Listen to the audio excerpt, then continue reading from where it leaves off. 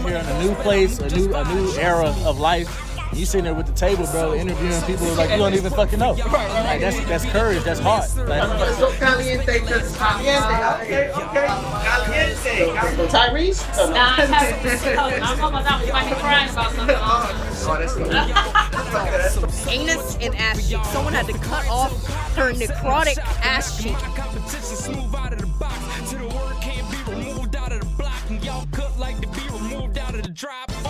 What's good in the hood? This is For The Throat Podcast. We on episode 49. Ice Fest, we back in the building. It's 2023, and we're gonna start this bitch off with Classic TKO.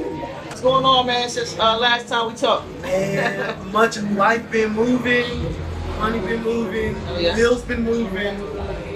We here today, man. We got a bunch of music coming out. It's a blessing. God help me. Oh yeah. So let's talk about that. What you music? What you got coming out? Man, I got actually right here with Ice Fest. I got a couple of songs I'm gonna test out, see how the water works. Oh, so this gonna be a nice little premiere little something that everybody knows. Some shit that ain't everybody heard. Okay. Well, that's the best way to do it. Test it out. Nice little local event and shit. Yeah. What's the name of the song? Man, I'll give you one. We gonna call it Caliente. Oh, you don't got names yet. This is really I'm just really like okay. I recorded it a few days ago. We gonna get right, man. But let's go Caliente because it's hot. Caliente. Okay. Caliente. That's how many songs you got now? I'm gonna give y'all 5 for this set. Five, and they all new? No. So the newest one is gonna be Intro. If y'all ain't heard it, it's on every platform. It's called what? Intro. Okay, it's called Intro. Yeah. Okay. I got a homage song for all my niggas in the South. Okay. The beat. Once I play it, everybody gonna understand it. Okay. We gonna play some stuff that everybody know us. We gonna get it rocking. Okay. So compared to last event, compared to this event, what you looking forward to compare last time? Really, to be fair, outside of this being, I'm showing my face to a couple of people. Okay. I'm really here to see other artists perform. I got a lot of guys I haven't ever rocked the stage with. I haven't got a chance to see, but I've been a fan of their music. Oh, okay, gotcha. So you're looking forward to seeing. Yeah, man. The one I'm gonna name, shout out real quick. Calamari is my favorite one on this list right now. Outside of my brother Kid Docs, Calamari got the hits. I can't wait to listen to him play. Okay, we gotta check out Calamari, get him on the interview and whatnot. Matter of fact, with the bro, y'all got anything coming out together? Yes, actually, we got in the ends of December. We trying to get our music videos and shit situated before we drop stuff. But end of December, we're looking at a couple of songs. 1-2 Cinema coming out right before Christmas. That's the name of it, 1-2 Cinema? Is that the project name or that? That's gonna be the song, man. It's gonna be Cinema. Okay, but y'all dropping album or EP together, or just might be? Right now, we only focusing on singles until we get a big collective work together. But hey, the way we've been knocking shit out, we might come out with an EP by the end of the year. Maybe. I don't want to say nothing because he might beat me up for it. by December, right? Maybe see something by December, early January. Maybe. Okay. Y'all don't have group name, do y'all? Nah, we just LLC it under Golden Goals Entertainment. Okay. Is that something y'all working on together? That is actually something that I got brought into from Kid Docs. Okay. He blessed me. He said, "Man, look, I want you a part of this team. It's me and him, and maybe one more other person in the future, but let's be locked in the whole way. That's family." Hell yeah. No doubt. Again, this is Classic TKO in the building. He about to perform. I know the people are seeing this probably gonna see this a little bit later, but it's alright. Y'all can see it afterwards. Shout out to the people that's on TikTok. They're seeing it right now live and uncut. Nah, I mean. So for the thrill, random questions out there. Right now, you got any top 5 artists here in the city? In the city, yeah. Calamari 1, Ice is 2. I've been listening to a lot of Josh Stone. Okay. Q West, the shit show, and then the queen herself, Eliza 1K, bro. Oh, Eliza 1K is I met her. Yeah. She cool with energy. She realized.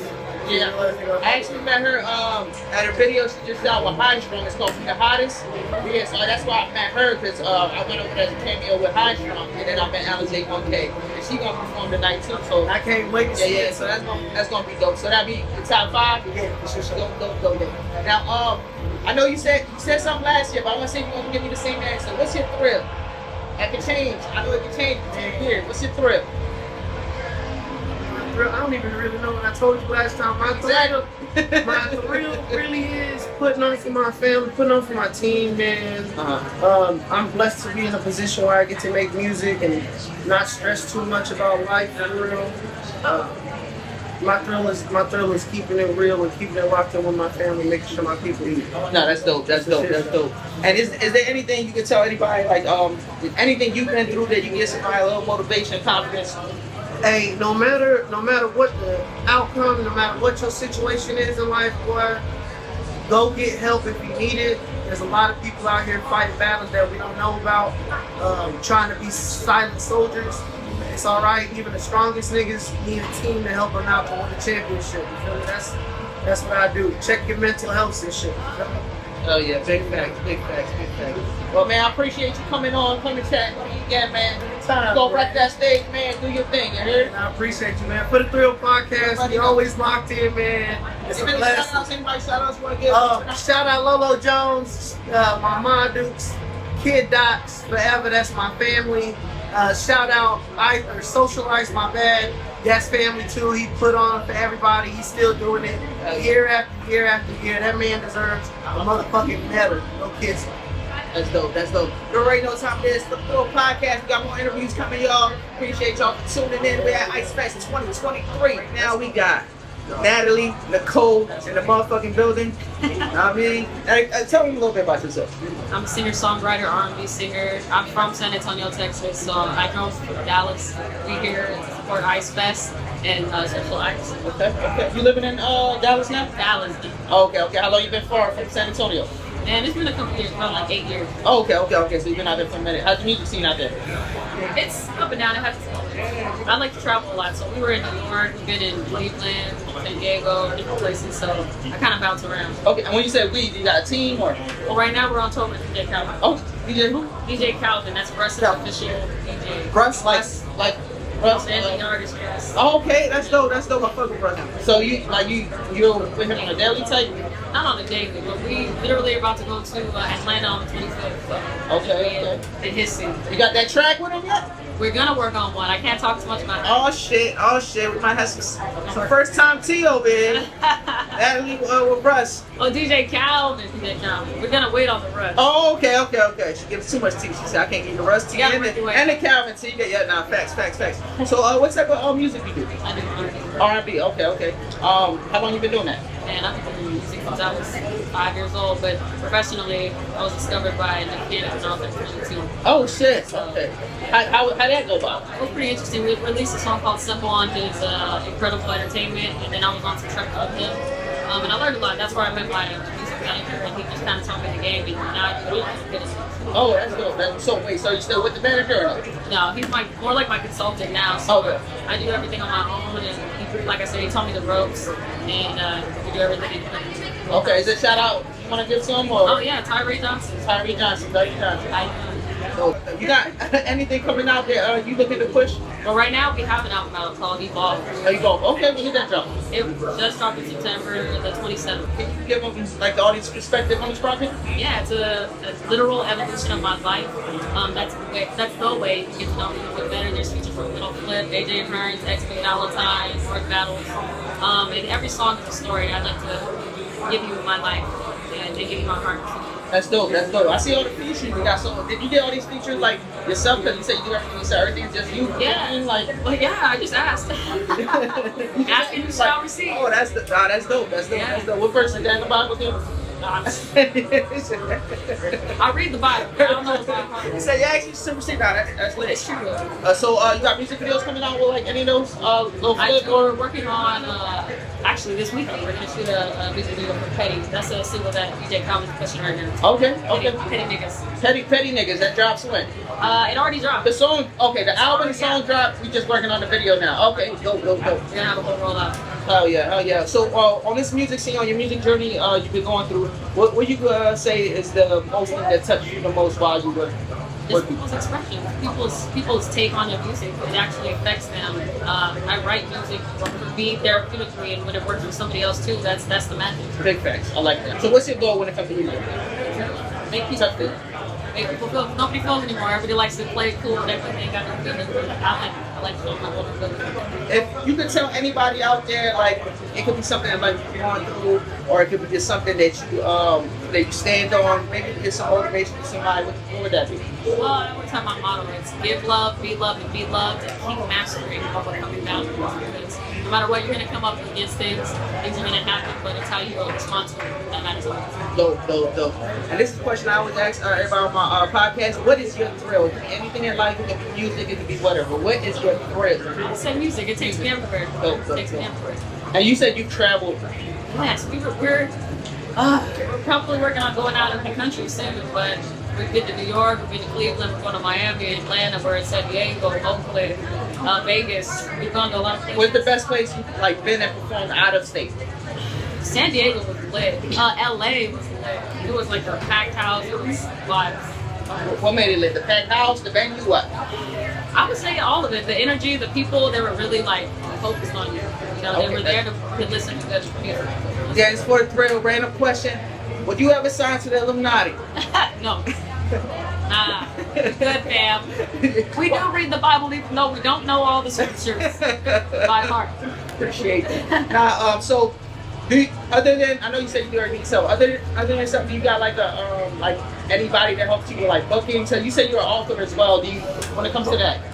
With the books, I mean, I had a mentor, of course. You always have people who show you the way. You always should have a mentor, yeah. Absolutely, but as far as putting in all the work, scheduling everything, that's me. I mean, I'll talk to everybody I need to talk to, and sometimes I'll get my consultant to handle some conversations if need be. But 9 times out of 10, I'm handling it all myself. So I played the real role of an independent artist. That's fire.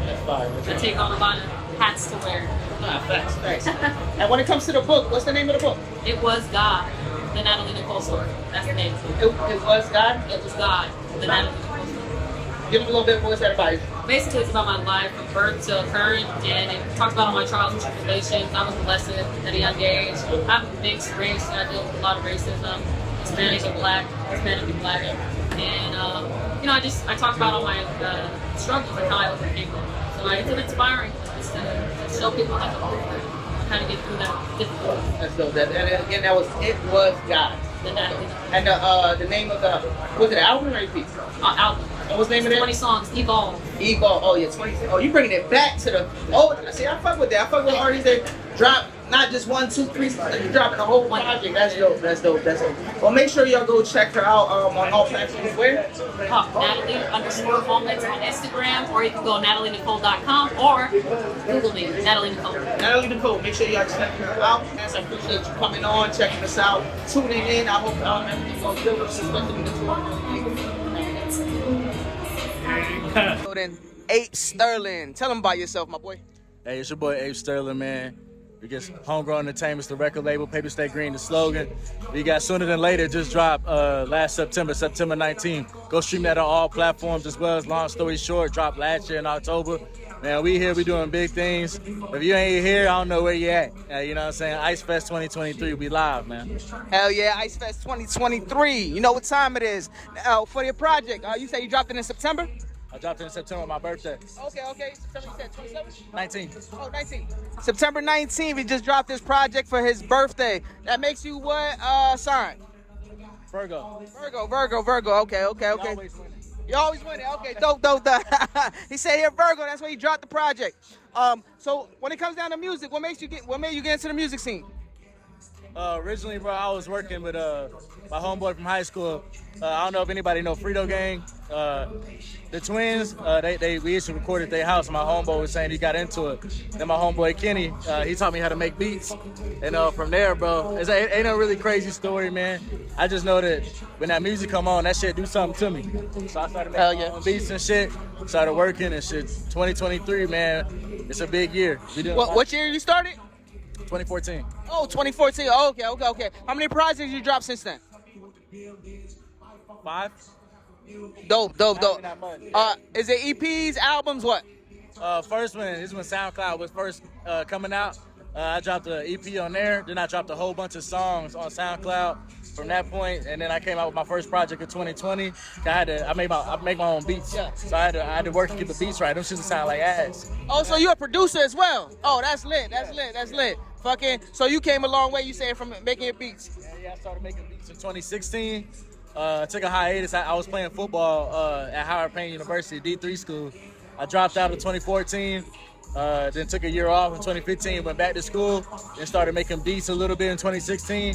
Went until 2018 where I got my shit sounding right. Like got that shit. Is this college you talking about? Yeah. Okay. I went to community college over at Lakeview for 2 years, and then went to Texas A&M San Antonio. Got my bachelor's in accounting. That's dope. That's dope. That's why paper stay green. You know what I'm saying? We got about the numbers. Yeah, we got. So you say you got your bachelor's? Yeah. Oh, that's fire. Yeah, I didn't do the masters. I don't know if I can get through a masters, bro. Hey man, you can do whatever you put your mind to, man. Whatever you put your mind to. Journey though? Oh man. How many years for that? So my bachelor's. So I graduated 2014. So I ain't get my bachelor's till 2020. Ah, got you. Anybody out there that was out there working and you got your shit and you still persevere, good on you, family. I like that. See, that's one thing we like to do here on For the Thrill Podcast, motivate others. Drop jewels. Myself, I like learning from others, and I also like dropping jewels when I can, you feel me? So when it comes down to anything you could give as far as your musical journey, is there anything you can give to the audience? I would say if you're a new artist and whatever your favorite artist is, stop listening to him for a little bit. Because then you become kind of that artist by default. So you know, a lot of your music starts sounding like, hey, you sound like this, or you sound like that. If you're tired of those comments, you gotta put away that artist. Take time and dive into yourself, into your inner self, so you can project that. You gotta inject in order to project. So especially also, if you're tired of getting your YouTube, like getting these rips and ripping YouTube beats and stuff like that, you'd be surprised how far your sound goes when you start making your own beats. It's gonna take time, but if you're about the journey, you'd be surprised how far you can go when people actually when you get your sound developed. That shit goes a long way, and it's greatly appreciated. So when it comes to Ape Sterling as an artist, what type of music you make? I've been told it can be conscious. I can be told it can be like pregame music if you're going out. But it's a flavor of everything. If you like Schoolboy Q, you like Kendrick, you like I say Drake, Cole. If you like some of the greats out there, it sounds like that, but with a twist. Hella bass heavy, but also can give you something for your mind, bro. You can sit back, you can press play and let it run all the way through. It's definitely I'm a project artist. I'm not a singles kind of guy. Okay, so you focus more on doing projects, album, EP, shit like that. I like the artistry, man. I like thinking of concepts and coming through with full concepts to and progressing throughout the years. Like, you know what I'm saying? So you want to keep going. Timeless music. So you say you dropped 5 projects, right? I have. What's your favorite project from yourself and what is it called? My favorite project is Long Story Short. I dropped that last October. My first project was Money Don't Grow on Trees. That was in 2020, but the progression of Long Story Short, it took me 2 years to get the production sound the way it is.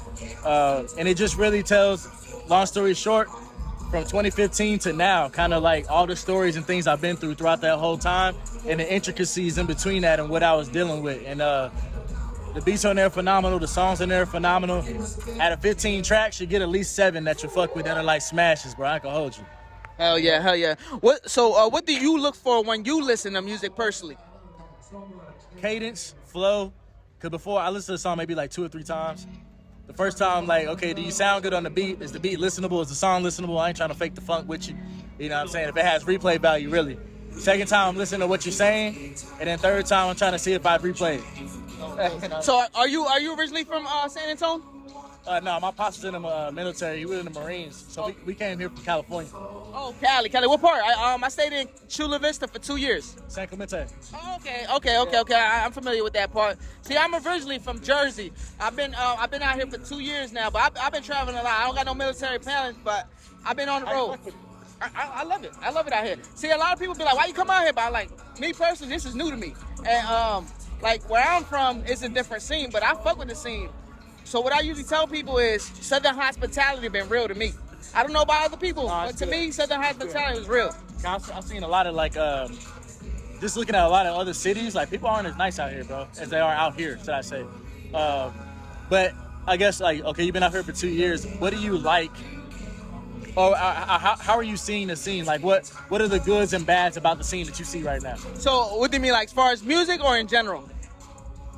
Let's go music and in general, but like, kind of put it into one thing, but music mainly, but in general though. As far as in general, as far as the differences, I mean, I say the culture is definitely different. When it comes in general, as far as food, shit like that, it's different in culture. I mean, both places have their goods and their bads. Like back home, I'm used to going to like walk into the corner store and get some Chinese chinos, shit like that, bodega, shit like that, to get some Spanish food. Over here, it's a little different. It's more on a lot of Mexican food, which I love Mexican food. Right. But I feel as though, like, I'm used to going to the corner store. Like, it's different. It's more of a walk. It's more of a... Nice. Yeah, it's not like corner stores. Hop in your whip, dog. Yeah, so you know. How long you been here from Cali? 2009. Oh, you been here a minute. Been a hot minute, dog. Okay. So basically, you more music oriented in this state. I got you. So more the down south type. I say, bro, for the most part, fam, like the inspiration comes from like people like Busta Rhymes, Kendrick, Pharrell, Timbaland, Mac Miller, especially, just by how his music makes you feel. Got you. The sound comes from like Cali, as far as like the swing on my beats, the 808s. You still got that Cali vibe. Oh, that's dope. You keep your where you from? Yeah. I wouldn't say I'm from there, but I have that. Every place you go, you grab something from it. So you're there for like what, 3-4 years? Right. So like you grab something from that. You know what I'm saying? So That's how I am. No, that's how. Definitely. You just get a little bag of this, and this, mix it up, and create your own thing. No. Cheetos, Lay's. There you go. Mix it up. Do you got like a top 5 from here in the city? Not including myself, bro. I'm gonna go Calamari. He's walking around here somewhere. 7098, Cold. In no particular order, just people I enjoy. Slim Doja, my homie Ira Z, is part of Homegrown. Camp, crazy. Quest, crazy. There's a few others. I don't wanna get into all that. Like I don't know how people are sensitive in that way, but. Hey, you know, it's funny you say that because, so, like with me personally, that's one of the main questions I ask on my podcast, whether I'm out or not. And a lot of people do get like kind of like iffy with that question. But me, how I see it is if you're like, it depends how you are as a person, and that's how you take it as an artist. For me, if I say it's just my opinion. Like, you can make my opinion change. That's on you if you are that hot of an artist. Or some people might even not even know about that person. You putting them on? Yeah, like with me. What I say is, I'm from Jersey, right? Yep. So I'm just meeting a lot of new people out here. So you can't look at the world as just San Antonio. You can't look at the world as just even California or just as Jersey. You gotta look at the world open-minded. So like when it comes to me, I'm like, look, just when people ask that question, don't take it so like over the top, because people do that, and you know it. Like, dog, it was never that serious. Like, nah, it's not. It's just what came to mind. Dog. You know? Right, turn up. If you're not on my list, turn up. And if you respect my opinion that much, tell me about it. Yeah. You know what I'm saying? But that's some for the thrill shit. I just had to let that out. But when it come down to you as an artist doing your music, your thing, is there anybody that inspires you, like that one person you're like, oh, I do this for them? Honestly, fam, I'm gonna hold this one. This is like, so my name is Ape Sterling, but the AP is APE Sterling, really. The Ape stands for Abstract People Ego. Okay. For the people who's in school, the high schoolers, middle school, excuse me. Thank you. For the people who's in high school, elementary, and you're the oddball out there, fuck them. Because like honestly, I make music, bro, for the people who don't mind having conversation, who don't mind like starting conversation, who don't mind going against the grain, taking the low road sometimes, stepping out of the comfort zone and going through the hard paths in life. Because like in general, bro, this has been something brick by brick from the ground up. Like, so it's homegrown, everything. People who trying to get it out the mud for themselves.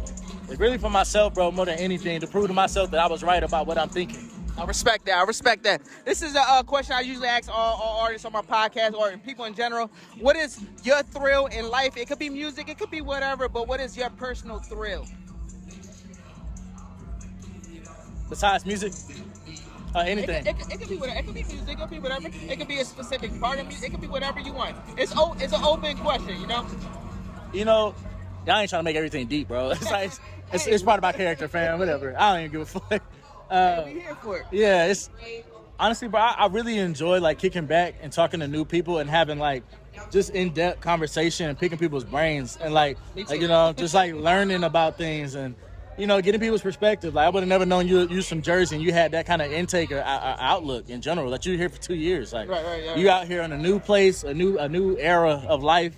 And you sitting there with the table, bro, interviewing people like you don't even fucking know. Right. Like that's courage. That's heart. That takes a lot, fam. Appreciate like you know what I'm saying. So I enjoy the spiritual essence of people and like the body language that people give and just trying to get to know people from a different perspective because you can plant seeds and you don't even know it. That's facts. Now another question I ask is I ask the artist or whoever's on to give people out there some type of a jewel, something that you learned throughout life. It could be within music, it could be with whatever, but it could be any age of life. It could be whatever. Something you learned that you stand by today. Rest in peace, Mr. Robinson. Number one, every tub sits on its own bottom. You make your mistakes, you live on your mistakes, but you don't let them break you. You can still take a shower, man. Number two, and last but not least, God didn't make the eraser.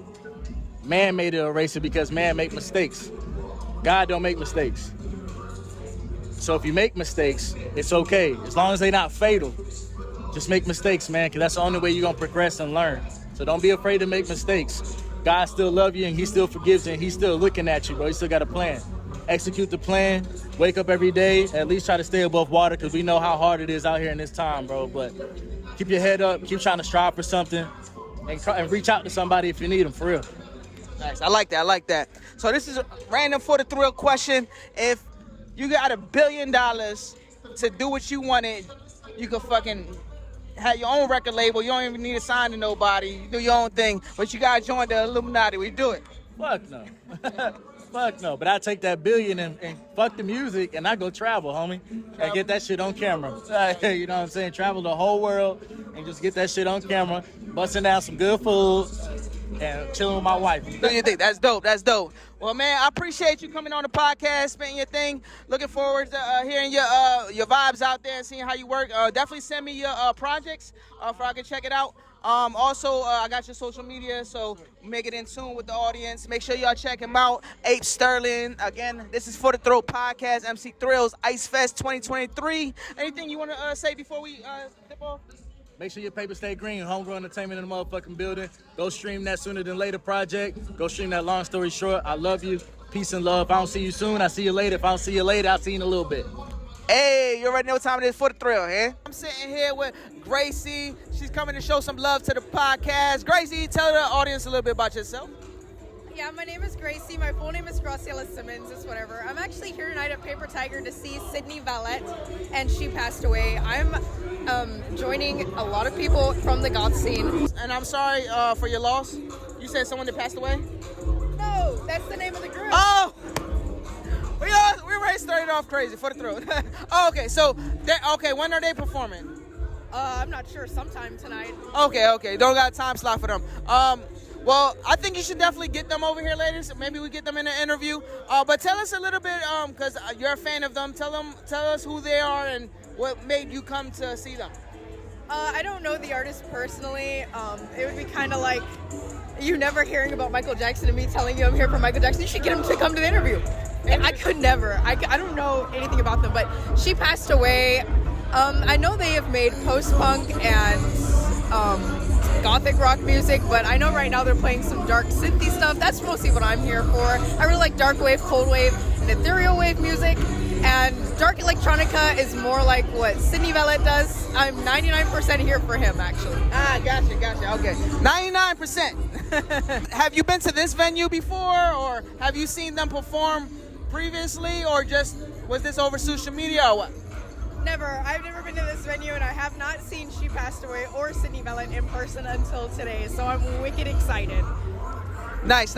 So, when it comes down to the music scene, is that your genre of music, or like, give us some other artists that compare to She Passed Away?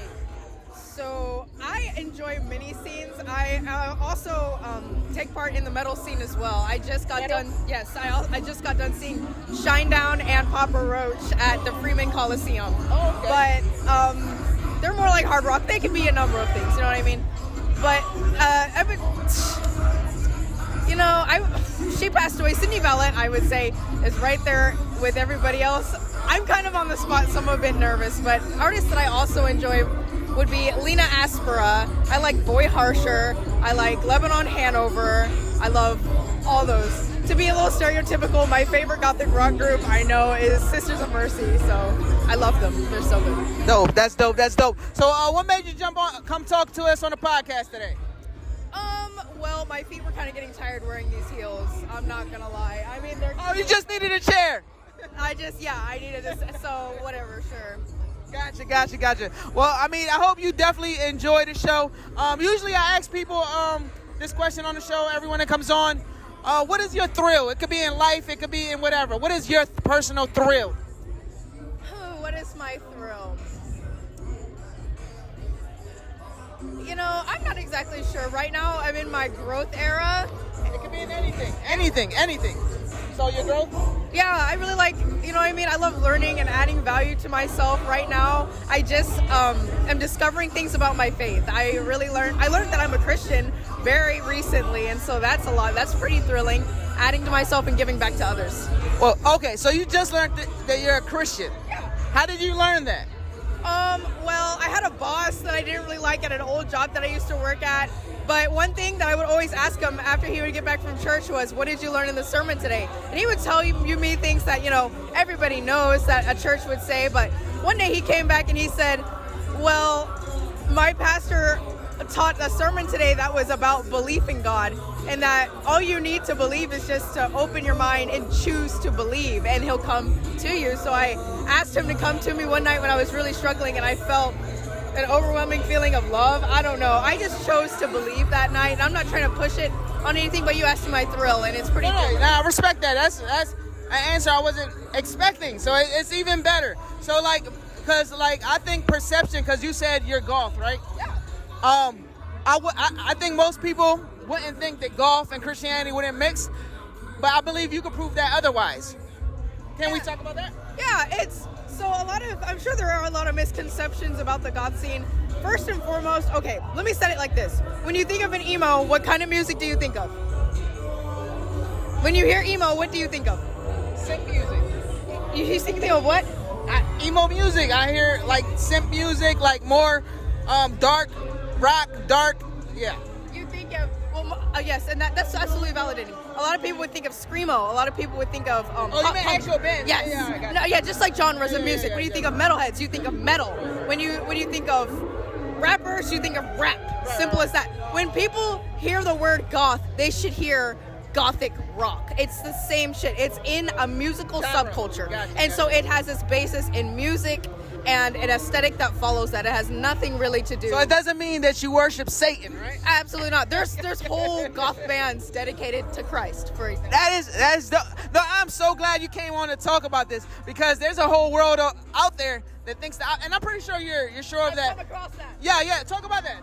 Well, there was this really cute guy. I don't have a type. I don't care. He was this real cute, tall, redheaded cowboy-looking guy, and I hit him up. I was like, "What's up?" And we were chatting and stuff like that. And I told him, "Hey, just a heads up, I'm a goth. If that's a little too much for you, I get it." And we started following each other on Instagram and stuff like that. And he was like, "What's up with the clothes? Like all these corsets and stuff." I was like, "I told you I was a goth," and he was like, well, he was questioning my faith and stuff like that. And at the time, I wasn't necessarily religious, but he asked me if that meant I worshiped Satan. And I was just like... Perception is everything. That's why... It makes sense. I'm glad you came on to talk about this, because you might be able to inspire or touch people that didn't know this, and you might change their perception. It's just music. I mean, you can make... People... artists add their own beliefs into music, but the scene itself, everybody you see that is participating in the scene has their own individual opinions. There's no agenda. There's no thought process. It's an aesthetic, it's a sound, and it might be a persona. Perhaps there's, a character attached to that. Curiosity, wittiness, you want to be intelligent, things like that. But it doesn't mean be mean. It doesn't mean be prejudice doesn't mean be discriminatory. It's there's zero. Don't go burn nobody at the stake. I mean, some goths do. There's good and bad everywhere, right? You know what I mean? Like some goths do. It doesn't matter. Do you know these goths? No, and I don't like them. You know, it's just like saying some people that have long hair might sell drugs, and some people that have long hair might not. Right. Some people Like when it comes down to hip hop, you be like, oh, everybody could be a gangster, or everybody could be selling drugs within the rap scene, but that's not true. So it's similar to that. Is that a good comparison? Some people follow the lifestyle to a T, like you said. Some people follow that thug lifestyle to a T, but some people choose to take it a bit more chill. Some people calm down. It's like Snoop and some of these other rappers are two completely different vibes. You know what I'm saying? It's same shit. Like, some people are crazy out here doing drugs, you know, being in the streets, being ladies of the night, and that's their lifestyle. I'm not here to judge anyone's lifestyle, but that's not all goths, and not most of us either. Most of us have 9 to 5 tomorrow. Most of us have a college. Most of us need to pay rent.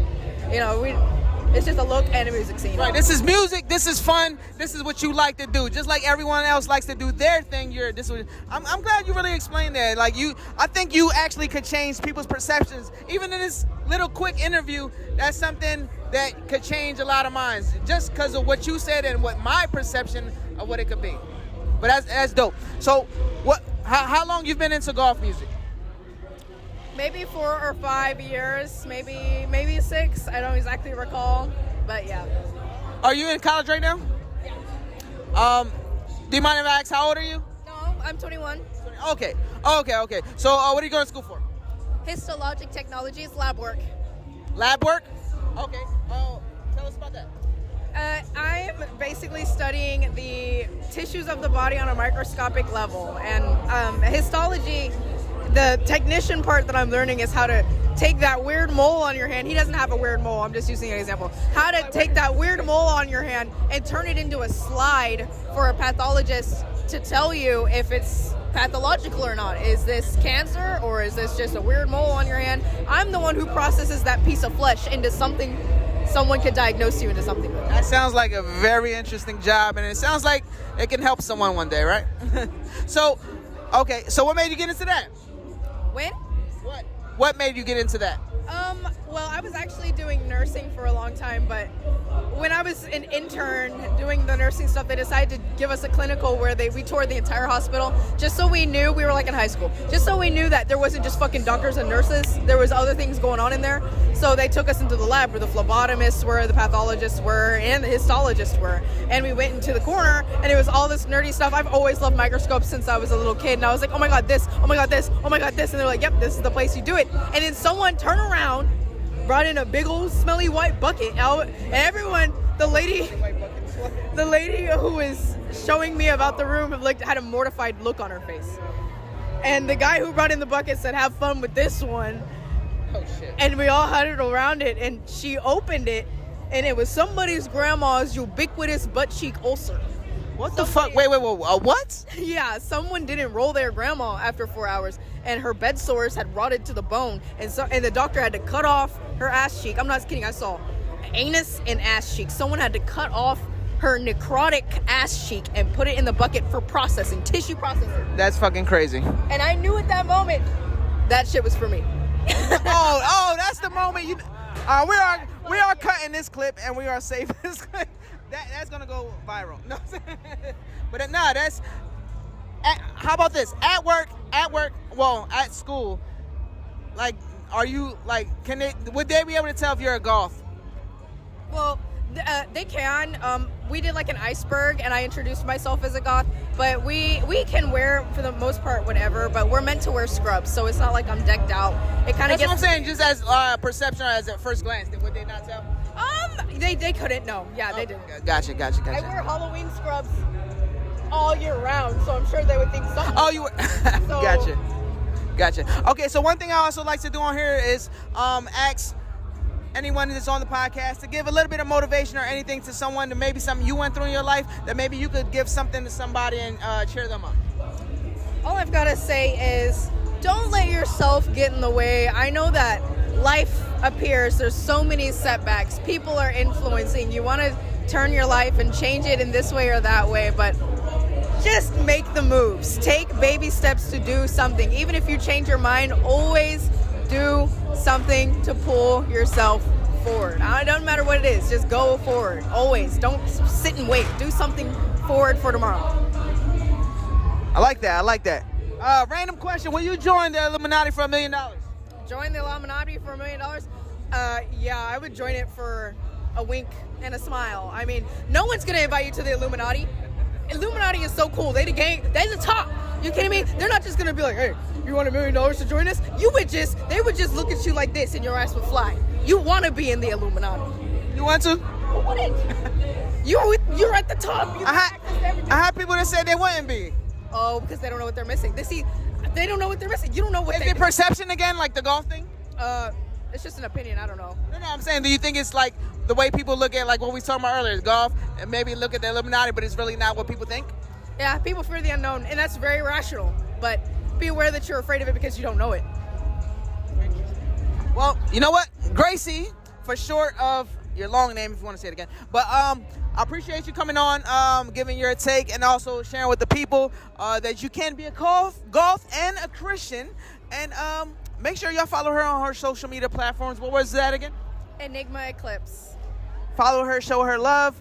And again, appreciate you coming on. I go by Thrillz. This 4th Throw Podcast, episode 49. Money well spent, I move just fine, trust me.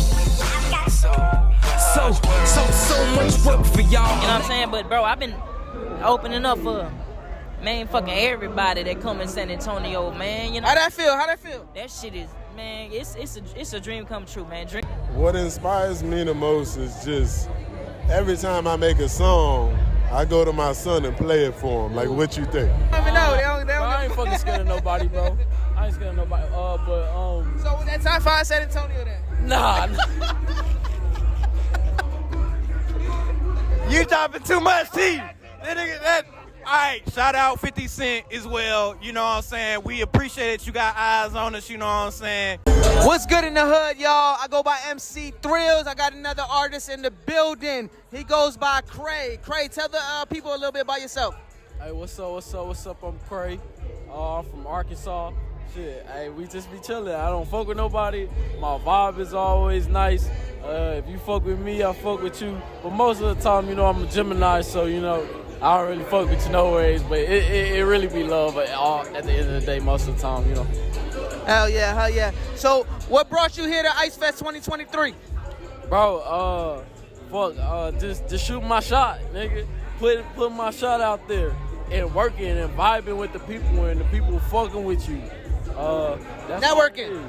Networking. Oh, yeah. Did you run into what, Social Ice at a show, or how did it come about? Bro, just surfing the gram and shit. Like, off of Instagram, music, promo, shit like that? And my boy is just a big name like that in San Antonio. And he getting his name out there. And you know what I mean? It's a blessing that, you know, he put this shit together. And for sure. So shout out to my boy Ice. And again, shout out to For The Thrill podcast. We got to get that right. You know what I mean? Or get lost. Appreciate it. So when it comes to music, what type of music you make? Me, honestly, bro, I just try to make the most chill shit. Most type of chill shit? Chill shit. Anything that you can chill to, ride to, cruise to, vibe, smoke to. I just be trying to get my shit off. Honestly, nigga, I feel like I've been slapped with so many emotions and shit. So sometimes I just go straight to the pad. Right. And you just let that shit out, let it loose. Hell yeah. Well, what's your most memorable project from yourself that you've done? What's the name of it, and what is it about? Oh, my most memorable project would be my project that I call, it was my first EP. I called The U. It was like the first thing that I made out of high school and shit. Just with all them fucked up high school ass emotions, high school voice still cracking and shit.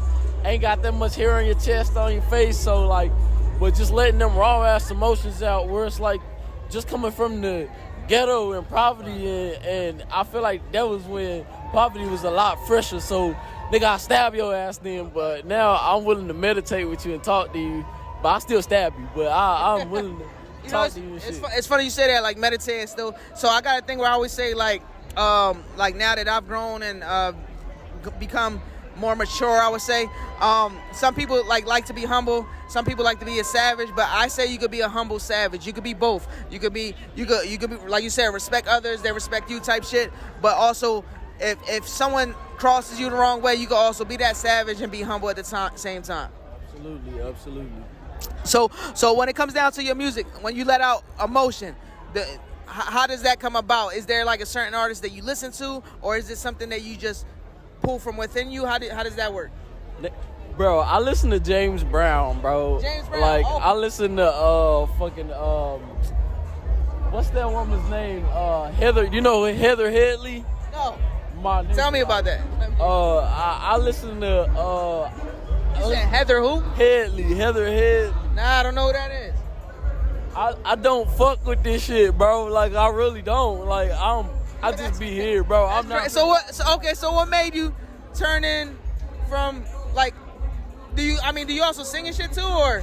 Do I sing? Oh yeah. No, or do you just like? Is that who you listen to, and then you just? When you say James Brown, because you're listening to that type of music, but then crossing over. Absolutely. So how does just that work? His thinking, like I like the way how. Okay, if you ever seen the movie, because the movie is just. I ain't saying that's what the fuck he actually said, but like, I play the piano too. Okay. So like, when in the movie he says like, you know what I mean, like every instrument is like a drum and shit. And like I kind of like I feel that a lot when I play the piano and shit. Like, yeah, absolutely. Dope. So fucking, how long you been doing music? That's a great question, but I feel like it's a trick question. Everything that we do is music. We live in a universe, and so like it's all music, family. It's all tuned in to God, bro. And if you add a tune, that's why they call it demonic. It's something called harmonic, and then it's something called demonic. And I feel like we about to get deep. I feel like we about to get real deep tonight. I mean, I'm just saying, you know, it's harmonic and it's demonic. And so, like, if you fucking add a tune and add a whack with the universe, you fucking demonic.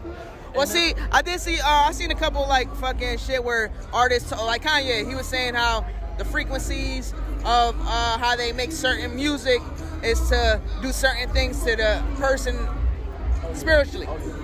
Is that something like how you talking? If you know anything about, like, that's what I'm telling you, like, if you know anything about meditation and getting in tune with your, you know what I mean, then look into it, family. Is right there. Like, yeah, now I meditate, so I know familiar, but I'm just saying for the audience perspective, the people that don't know, like for me, like I noticed when I started meditating, before I was meditating, even meditating 5 minutes could change your whole trajectory of a day. Yeah. Yeah, of the day.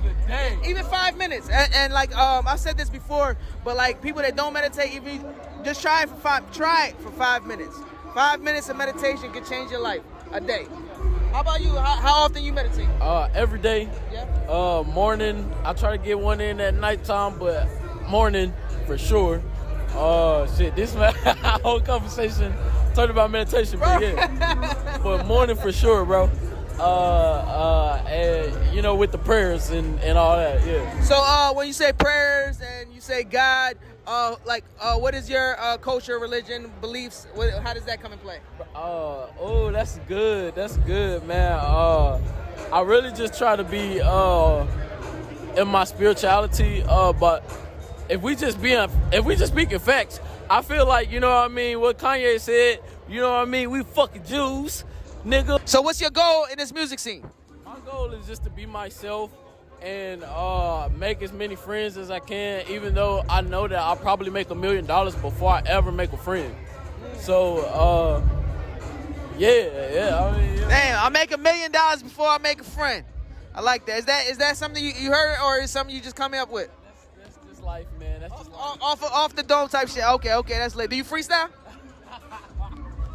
Can I freestyle right now? I asked, do you freestyle? But if you want to freestyle right now, you can. Oh, you don't want to? I can freestyle, but nah. It depends on what beat and the mode. You more of a non-beat freestyler or a beat freestyler? It just depends on the vibe, bro. Got you. I just feel like, you know what I mean, my guy in here doing his shit. Right. It's all love at the end of the day. But nigga, you catch me on I don't want to call you a nigga. But yeah, if you catch me on a, you know what I mean, where I'm just chilling, just doing my thing, or you know what I mean, on a more, you know, quieter or some shit like that. Yeah, for sure. Dope. So tell the people where they can find your music, what type of music you got coming out, or music that you drop.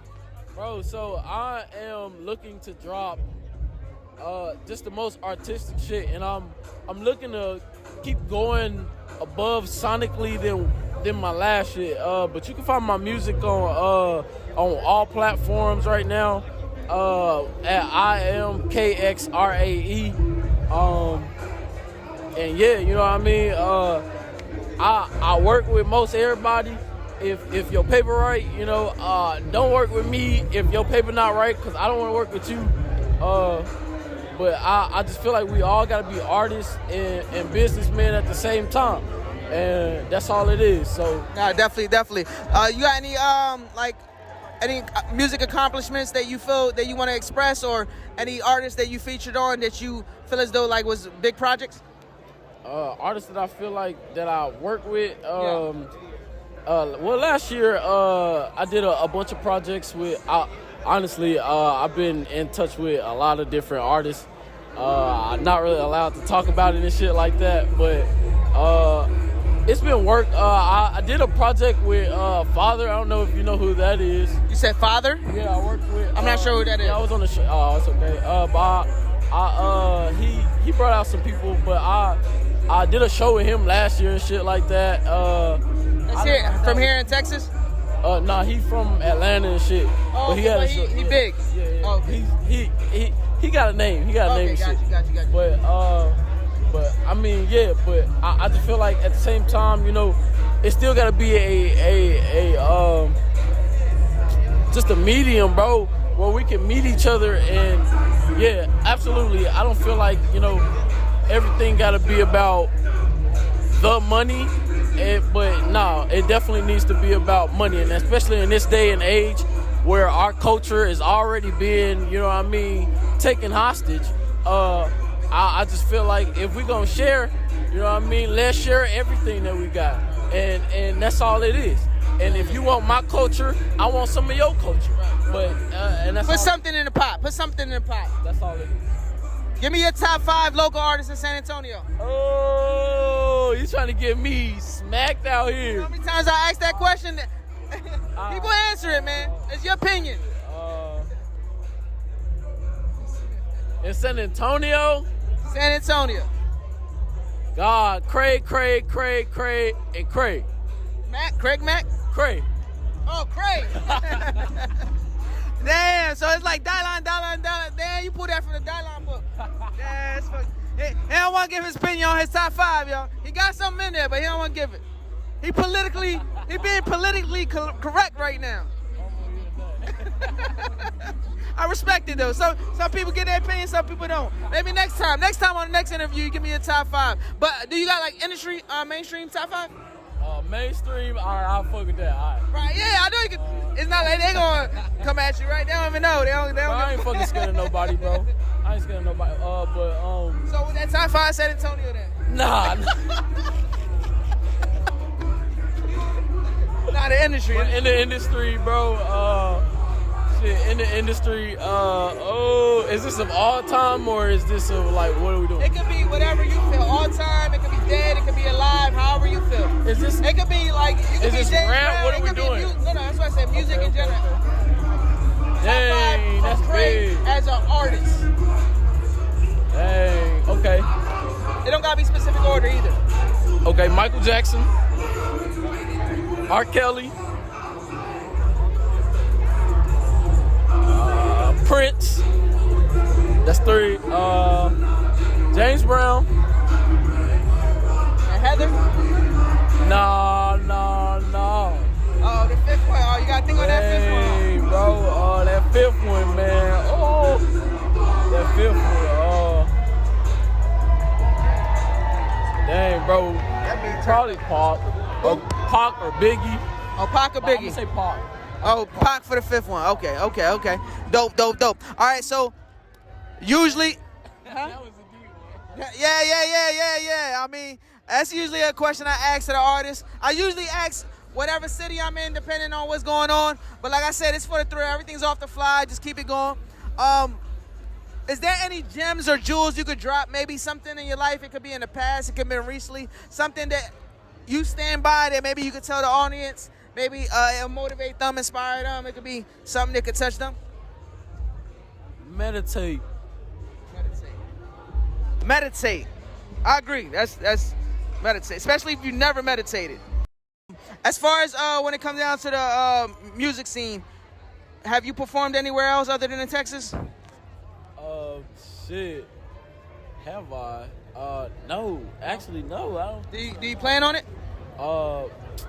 I really want to just try to do Texas first. That's really what my whole thing was. So as the music, like, you take this, like, is this like something serious for you as a? I'm gonna tell you the truth, man. Honestly, I'll say I took it serious for like a year, bro.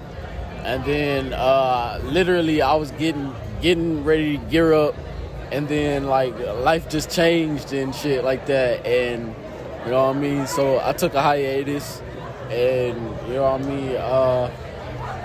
It's not that it, you know what I mean? It's not that it's scary. It's not that it was a scare or nothing like that, but it was just, you know, honestly, I'll tell you, you know what I mean? I found out my girl was pregnant. Oh, wow. And, Congratulations. Yeah, so literally. Congratulations, man. For the thrill. I'll be real with you. Like, this became this. Right. And, like, even though music has always been my first love, but it was like, nigga, like, it's my first son.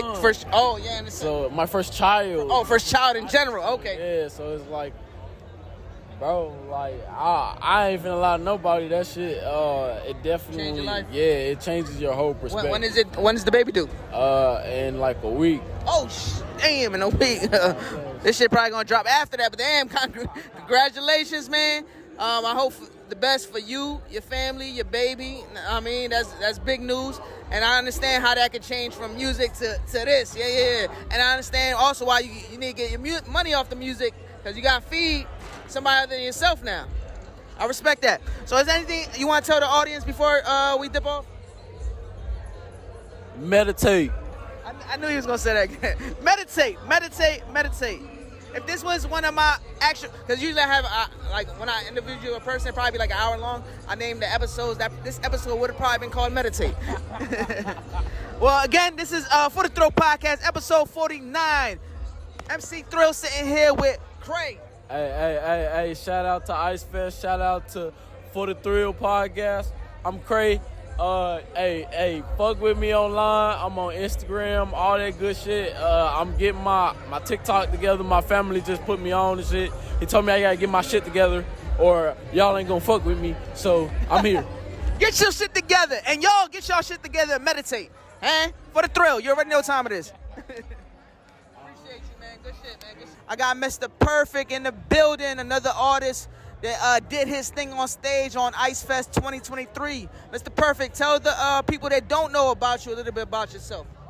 Well, I'm originally from Atlanta, and then I grew up in the DMV area, and I came out here just to get close to family, and then I branched my music out here to this area, and I met like Social Ice, a couple other artists, Loud City Society, and a couple producers, and freaking the love I've got from this city has been amazing. I appreciate all of that, of course.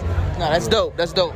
But yeah, man, I'm just a family man. I just do this for a living, really. That's dope. That's dope. I also manage a restaurant, Ball Hogs Barbecue, over there on the east side, right by the now Frost Bank Arena.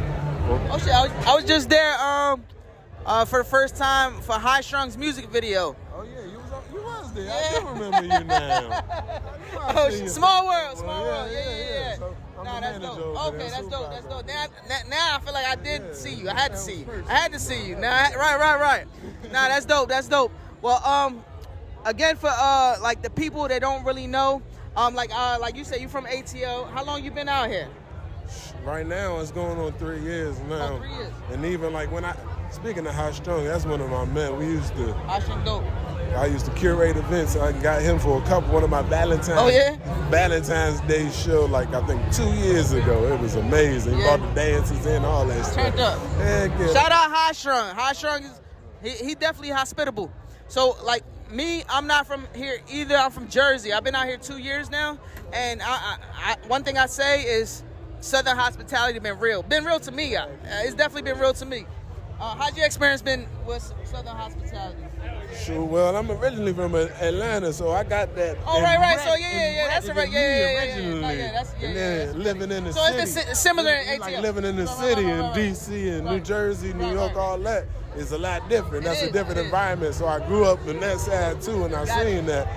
But that's just. I'm where I'm from. Like, if you look, like, if some people, like, if you walk in the street and you look at somebody, they might take it the wrong way.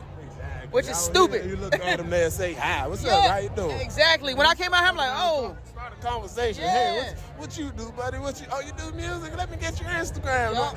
And it's nothing but love. And I like that. You just continue to grow and continue to grow your fan base and everything. And it's just natural, organic energy, and I love that. I like that. That's something big that I noticed out here because, you know, some people can say, yeah, Southern Hospital. But when I came out here and I experienced, I'm like, yo, this shit is real. People actually... And I always been a type of person that if you respect somebody, if somebody respect you, respect them type shit. And then when I came out here, I'm like, damn, this is the truth when it comes down to Southern hospitality.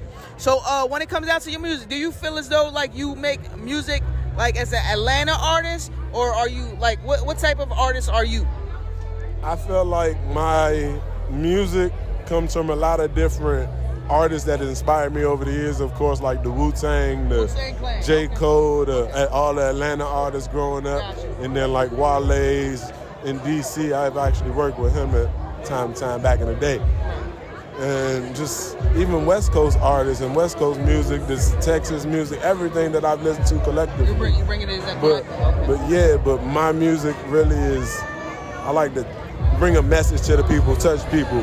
Great sound, good vibes, something that's like ride to a music, but then I had them turn up songs, the slow songs. I bring everything to the table. You bring a little mix. Exactly. I'm a Gemini, so my emotions be up and down.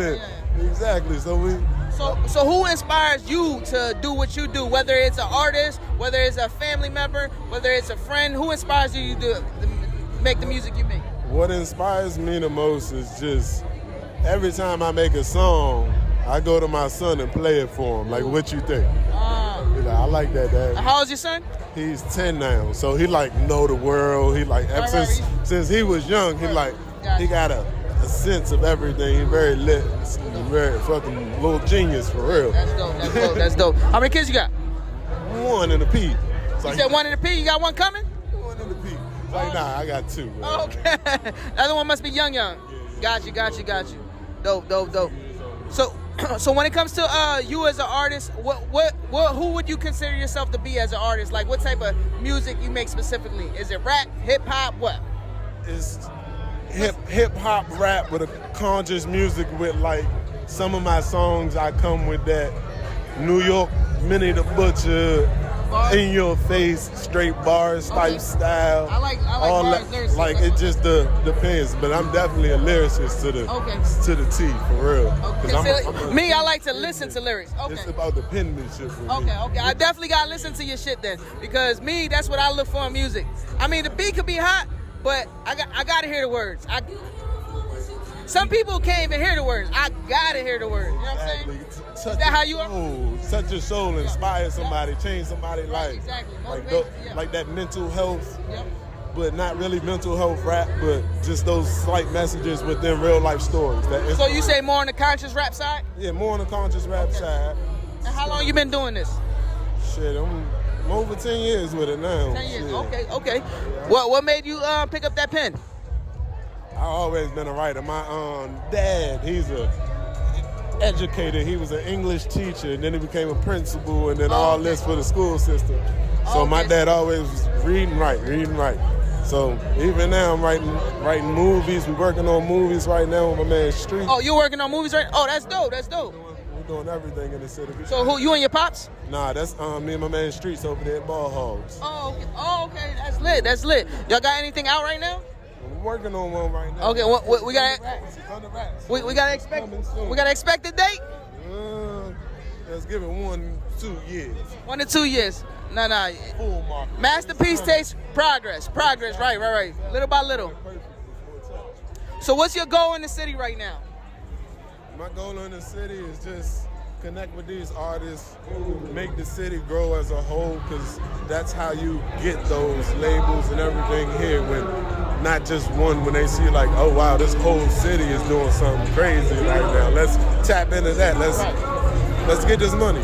When you say that, I'm looking around and it's dope because it's not just one type of artist here. Like it's fucking, yeah, it's gothic, it's fucking rappers, singers. And when it comes to your music, what is you looking to do to your have for your fans when they hear your music? What are you aiming for?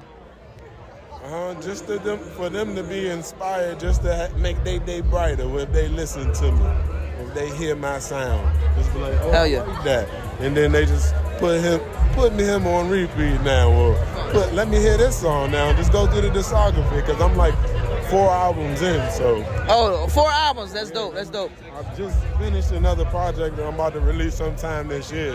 And what is that called?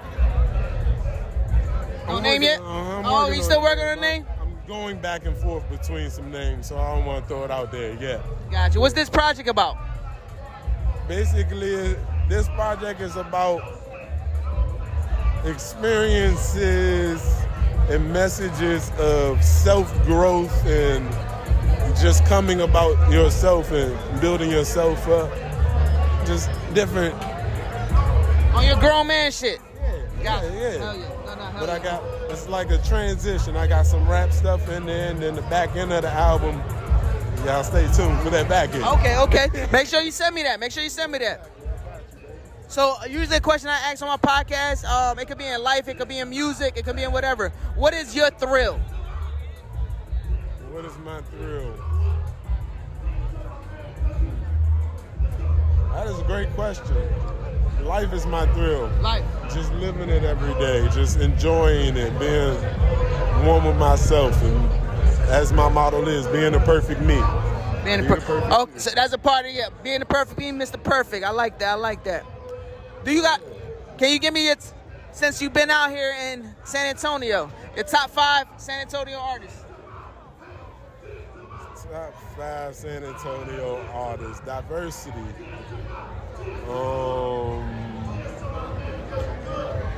High Strong. Eliza.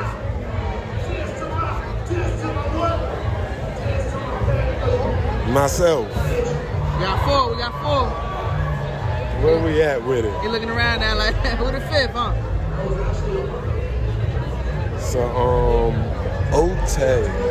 Who was it? Ote. She is so amazing. Ote, okay. And if there's any jewels or gems you could give somebody out there listening right now, what would that be? It could be in life, it's something you stand by, something you could give to somebody right now. What would it be? Whatever you're going through, see your way through it, no matter what. Stick to your mind, stick to your heart, and be the perfect you and make the right decisions. Don't give up. Fuck with it. Well, shit, man. I appreciate you being on. Maybe we can set you up with a one-on-one in my actual podcast setting sometime. Definitely send me your music. Send me any footage you got. If I can check it out, maybe get it in a clip in here.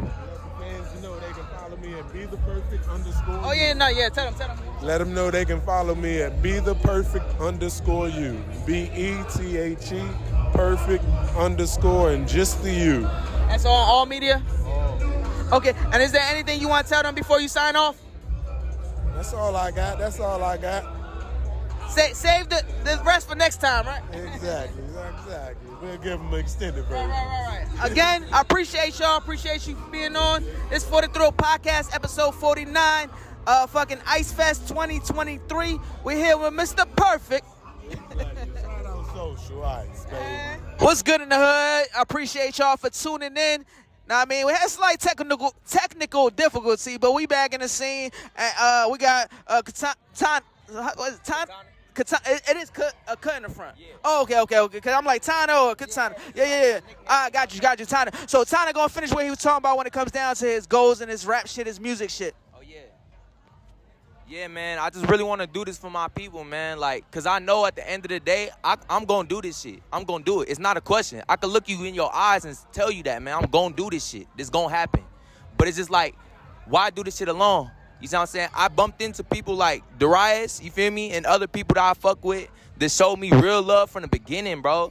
And I seen people that come around with these little masks on, and I can sense their energy. You see what I'm saying? It's the real people that's been around that put on for you. When you don't got shit to offer, that's the shit. When all that shit come around, which it will, I just want to bless my people, man. I want to make sure that my people is straight, man. I want to make sure my family gonna be straight. I want to make sure my kids gonna be straight. I want to make sure my girl straight, Darius straight, you feel me? Everybody, you know what I'm saying? That's how I am. I love everybody. If you love me, I love you, you see what I'm saying? And I just want to, I don't want to do this for me. I want to do this for us, you know what I'm saying? I want to do this for the Tone. I want to do this for Texas. I want to do this for the whole world, you see what I'm saying? We need artists like me, bro. And y'all gonna see when I come out, man. When I hit that break, yeah, y'all gonna see, man, because it's gonna be a non-stop on go, bro. But yeah, I'm just trying to make sure everybody's straight. That's my goal, man. Nah, dope. So are y'all both originally from Texas? I'm Baton Rouge born, H-Town raised, but San Antonio is where I stay. Okay. Oh, Baton Rouge. How about you? I done lived all over the place, but this is home right here. San Antonio, this is my home right here, man. Texas, 210 shit. We in the building. So since y'all been in San Antonio, who do y'all have top 5 artists that y'all fuck with from locally? Local artists. All right, local artists. All right. Bro.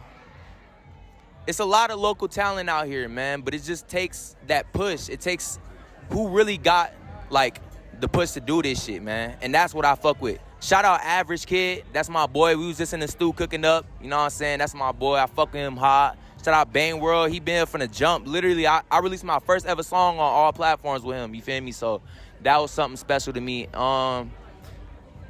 Shout out Curly Top. He's just someone that always show loves, and he a talented man. And I feel like he slept on, but one day he gon' make it. You know what I'm saying? Defiant Darius, obviously, you feel me? My boy going crazy. We finna tee the fuck up. And if I could add one more, man. Ooh. Shout out my boy. Damn, I can't think of one more, folks. Huh? It really is, fam. It really is. All right, let's see who we got out here. Shit. Social Ice. That man is a businessman right there. I got to give it to him. That's a businessman right there. And he be doing a lot of shit y'all don't know, man. We in here because of him. Yup. Ice Fest 2023, we in the building. That's my top 5 right there. Let's go. Man, this shit never easy because it all depends how I'm feeling that day and what I've been exposed to, you know what I'm saying? Because when people ask it, I'm like, well, I signed the hardest nigga, you know what I'm saying, outside of me. But then I always give respect to Ape Sterling because it's like, Ape Sterling is one of them artists. It's like, if he didn't have his own shit, I would have signed the motherfucker. He cold. He come with like a West Coast Kendrick Lamar type vibe, but then he got his own twist and other inspirations, right? I fuck with Only 3, show mad love, always been a dope MC. Female-wise, Paris DeVille caught my eye, I ain't gonna lie. Like, I bumped the latest tape, The Villain, and I was like, oh shit, okay, she could do something, you know what I'm saying? I'm trying to think, because usually it's top 3, top 5, it's like, damn. Yeah. Push that 2 more, make it different. Yeah. Damn. What you said? You said 3 or 4? I've said 3 already. Okay. I 3 you used to say. Yeah, shit. I think, I'm not gonna lie, there's Hypen. That dude, bro, Hypen be catching me off guard. He be having them tracks, it be like, what? She threw $1, I threw it back at her. I was like, whoa. Hypen be going hard too. Fuck, man. There's quite a few, like, there's a few people, I'm like, ooh, honorable mentions, but I'm like, nah, I gotta pick one. Honorable mentions. Fuck. Tycoon the Misfit. Now, this nigga slept on, but he the only motherfucker besides Katona I've actually done a feature with. He just came, I think it was from, like, North Carolina, and I heard that track, and I said, bro, that's some Benny the Butcher type shit right there. I said, that's the type of shit I wish would come back. So I was like, I'm honored to be on the track. So Tycoon the Misfit for my 5th one, yeah. Nah, that's lit. That's lit. That's lit. I'm gonna definitely have to check out some of them artists y'all talking about. See, me personally, I'm pretty new out here. I've been out here going on 2 years now. I'm originally from Jersey, but since I've been out here, I've been networking. I was actually at the last Ice Fest. Social Ice invited me to this one, but every time I've been networking, meeting dope artists and shit like that. So I fuck with the vibe. I fuck with Texas. One thing I can say about Texas is definitely hospitable. Southern hospitality is real. Everybody I come encounter with. Me personally, I had no problems with. I mean, but I see it as you respect others, they respect you type shit. So that's what type of time I'm on. So when it comes to down to music in Texas, have y'all been out of the states and worked did anything, or are y'all looking to do anything like that? Talk about that. Yeah, so we thinking about doing stuff out of state. We've had offers to go to Philly and Atlanta to meet in studios with certain artists. I can't name drop. But recently, what was it, 2 days ago? We was in the studio with Grammy-winning producer. That shit caught us off guard because I didn't even know that who it was. I don't be name dropping. I ain't even gonna lie, I never recognized the dude, but when I saw him, I was like, oh, this is dope. We're talking about plugins and shit because I mix and master my own shit. He was mixing and mastering his own shit, too. Okay. And then he was like, yeah, these are my plaques from, I was like, who are you? I'm like, yo, this is dope.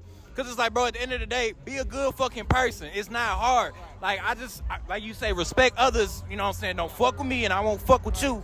By us being real, we have been in rooms with people we didn't even know had influence and had ties to this and that person. You know what I'm saying? Ooh, part of me want to name drop, but I'm going to chill. Why? Okay. All right, so I see you don't want to name drop, but earlier before we dropped it, you said you are going to give some tea that you haven't given before. What's some tea that you could give that you haven't given before? For the Thrill exclusive. Give me an exclusive. Hey, shout out Waka Flocka. You know what I'm saying? We fuck with you, my boy. You know what I'm saying? You dropping too much tea. All right, shout out 50 Cent as well. You know what I'm saying? We appreciate it. You got eyes on us. You know what I'm saying? Fuck it. One more time. Nah, I'm going to do one more. One more. Hey, shout out Dirk as well. You know what I'm saying? I appreciate, because he stayed on O Block at one point. He knew them niggas, Vaughn and Dirk. So shout out to, it's like we got people that's keeping eyes on us, and it's like, this is the thing a lot of people don't understand. You can have connections, but that don't mean you necessarily gonna be on. You gotta put in the work. So we got eyes watching, and that's why we go hard as fuck, because we gonna show them, yo, we them niggas. You know what I'm saying? There's a reason we caught y'all ear in the first place, and we gonna show y'all exactly why.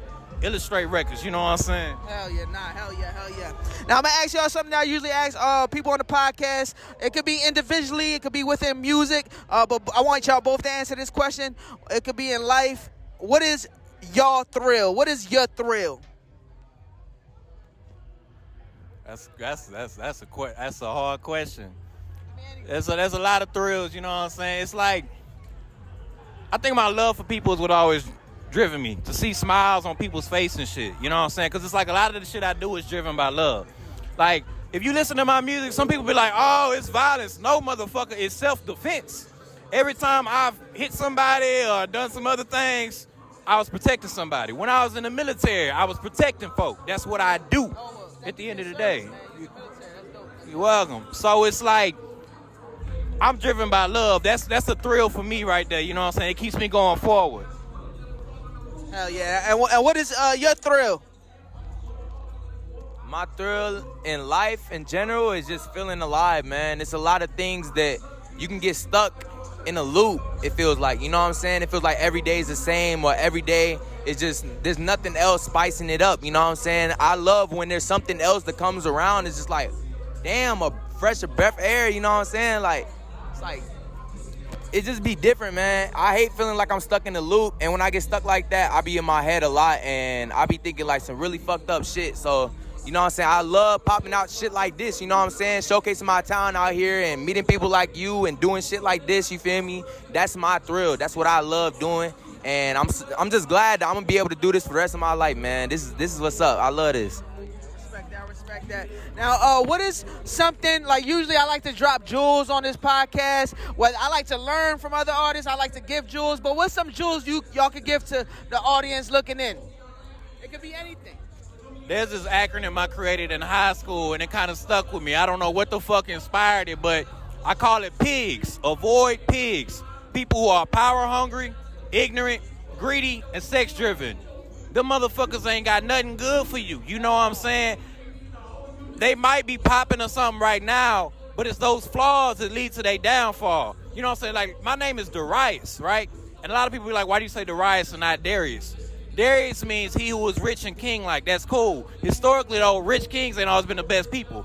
Darius, the origin of Darius means he who is close to God, he who teaches himself, and he who maintains goodness. I always been a solid-ass nigga. Ain't nobody hand me nothing. I have to teach myself, and I always had my faith in God. Because at times when I was at the lowest, I'm like, what's going on? Later on, do I find out it all crafted me to be exactly what I need to be to handle what I need to handle. I respect that. Same question for you. All right, man. Me, honestly, I want y'all to know y'all could do anything, bro. Y'all could do anything. And I mean that shit, man. Y'all don't gotta, bro, fuck the money shit and all that bullshit, bro. I started this rap shit off a fucking app called BandLab on my fucking phone, on this same phone right here, bro, 2021. And I still record on that shit to this day sometimes, bro, because that shit is just, it'll take you somewhere, bro. You can start anything. You just need to take that first step and start somewhere. You feel me? Take that first step. BandLab was my first step. And even before that, I had another app called Rap Chat. You feel me? Shout out both of them apps. You feel me? But you could do, yeah, hell yeah. You could do anything you want, my nigga. And it sometimes it don't cost money, my man. Like, you just gotta really take this shit with the first step. And when you take that first step, keep taking bigger steps up. Don't take steps down. You feel me? Keep working up. Get in the studio. Shoot your first video. You feel me? Do your first fucking performance. You feel me? Like, just keep leveling up, man. That's the gem I'm gonna get to y'all. Hell yeah. I respect that. And fucking before we close it out, is there anything y'all want to say to the audience? You know what I'm saying? As always, illustrate through the hate, meaning I don't care about your surroundings, what's going on. You got to keep pushing, you know what I'm saying? It might look bad right now, but it's like, if you at the bottom, you can only go up. You know what I'm saying? So always illustrate through the hate, be creative. And being creative don't necessarily mean rap, singing, acting. There's creative ways to do science, nigga, doctors and shit. How you think new diseases are cured and shit? There's so many ways to illustrate, to set the example, and be what you want to be. You want to see the change in the world, be the change you want to see. Facts. Same thing question for you. All right. There's one more thing I could leave y'all with, man. Honestly, I hope y'all took something from what we said, and I want y'all to use that. I want y'all, after this interview, I want y'all to listen to what we said and start somewhere, man. If you ain't start somewhere right now. Start somewhere today, bro, because there is no guarantee for tomorrow, fam. You feel me? And the more you wait, the more you delaying yourself, man. Figure out what you want to do, what you happy about doing, what makes you happy, and what makes everyone around you proud of you, bro, and keep going with that shit, man. I'm telling you, man, life is short. It's too damn short, man. Find what makes you happy, my nigga, and take that shit. Take that first step. I did it, and I'm here, bro, and I'm gonna keep going up. And I'm not gonna be the only one doing it. I want everybody to do it with me, you feel me? So y'all take something from what we said, man, and y'all go out off this interview, and I want y'all to change y'all life, man. Change y'all life for the good, bro. Fuck all the bullshit. Change y'all life for the good. Cause it's only gonna help you out later on in life, man. I'm telling you right now, man. I love y'all. Hey, what I really respect about this interview is, man, like, from the outside looking in, me as a stranger, it's dope that, see, two strangers got together off of, like, divine intervention, and him staying Southside, and then you like, all right, let me see, and he performed for the first time, because he couldn't have performed that night, like, but that's what he did. And then to see y'all now, like I said earlier, it looked like y'all got genuine bro love for each other, and I respect the positivity that y'all giving to the audience, because, you know, as an artist or even as a rapper, a lot of perspective is people be like, oh, they just on some hood shit, something. Yeah. But see, by y'all giving positivity, that changed the outcome of the scenario, with how people see y'all, the perception, and see what I want to do on my podcast. That's what I want to see. I want to shed the positivity. I don't want to chase. A lot of people want to chase the bullshit, go viral, ask some crazy ass questions. Me, I told you, nothing scripted. I just go off the fly and go off what y'all going, and I fuck with y'all vibe. Keep doing what y'all do. I respect both of y'all. Appreciate y'all coming on. I would like y'all to come on to an actual full episode of my podcast one day. We can set that up. And usually I'll be drinking, turning up on my podcast, so we could do some shit. And I appreciate y'all, man. I go by Thrillz again. It's For The Throw Podcast, episode 49. Know what I mean? Give y'all shout outs, give y'all socials, let them know what's up before we close out. Once again, it's Defiant Darius, CEO of Illustrate Records in this motherfucker. You can find me on all platforms at Defiant_Darius. That's DEFIANT_DARIUS. Be ready for the Defiant EP. This is crazy. I haven't dropped a single EP. It's just been singles, and we've gotten this far. You know what I'm saying? So do your in a year. So do your motherfucking thing, you know what I'm saying? Fuck with me, follow me and Illustrate Records at Illustrate_Records. I'm gonna hand it to my man Katona. All right, y'all. I'm Katona, you feel me? You can catch me on Instagram at IAMKATONA. And you can fuck with me on all streaming services at KATONA with an exclamation point. I just dropped the EP not too long ago on the 29th of last month. It's called The GOAT. It has a lot of versatility in it, and it will throw you off guard. I'm telling you, you want to listen to it, my dog. I also got some videos out for this EP as well, so y'all just go check your boy out on YouTube. It's KATONA with an exclamation point. You can search up KATONA exclamation point dash SNO Freestyle, and that's gonna be the video, my first ever video shoot for SNO Freestyle. And we also got next month I got my 18 video dropping, and that's also on the EP. So hey man, I got some shit coming up, and I got some way more shit coming up after that. You feel me? I'm working every day, so y'all fuck with me, man. Y'all gonna be hearing about us for sure, man. Y'all appreciate y'all tuning in for the Throw Podcast, episode 49, Ice Fest 2023. We out here, baby. I'm sitting here with Lil Yodda. We in this bitch. Lil Yodda, tell the people a little bit about yourself. Oh, man, you already know, man. From the northwest side of San Antonio, man, all the way to the east side of San Antonio, man. They know what's popping with me, you know what I'm saying? The worst rapper in Texas, nigga. Spell it with 2 ways when you tap it in, you know what I'm saying? Spell it with 2 ways? Yeah, spell it with 2 ways, nigga, you know what I'm saying? I've been doing this shit for a long time, you know what I'm saying? So, you know, if they ain't heard of me by now, man, they really sleep, you know what I'm saying? So I know about you because I've been in San Antonio, and I told you this before, that a lot of people that came on my podcast from San Antonio put you in their top 5. Word up. And this is something you don't really know because you probably haven't seen them, but it's a couple of artists. I have 49 episodes. Probably in Texas alone, I've been out here 2 years. I probably have about 20 episodes, and majority of artists put you in their top 5. So it's good. It's an honor having you on because a lot of people talk about you. But I also want to say a flip to the coin on that. Also, I know people out here fuck with you, but people in different states might not know who you are. Like me, I'm from Jersey.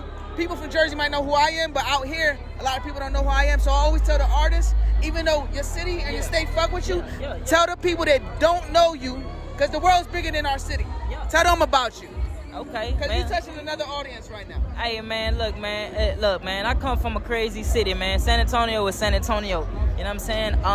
To make it here, you make it anywhere. You know what I'm saying? And that's just, you know what I'm saying? That's just, you know, that cup of tea. But say, man, look, me personally, bro, I do this rap shit for real. You know what I'm saying?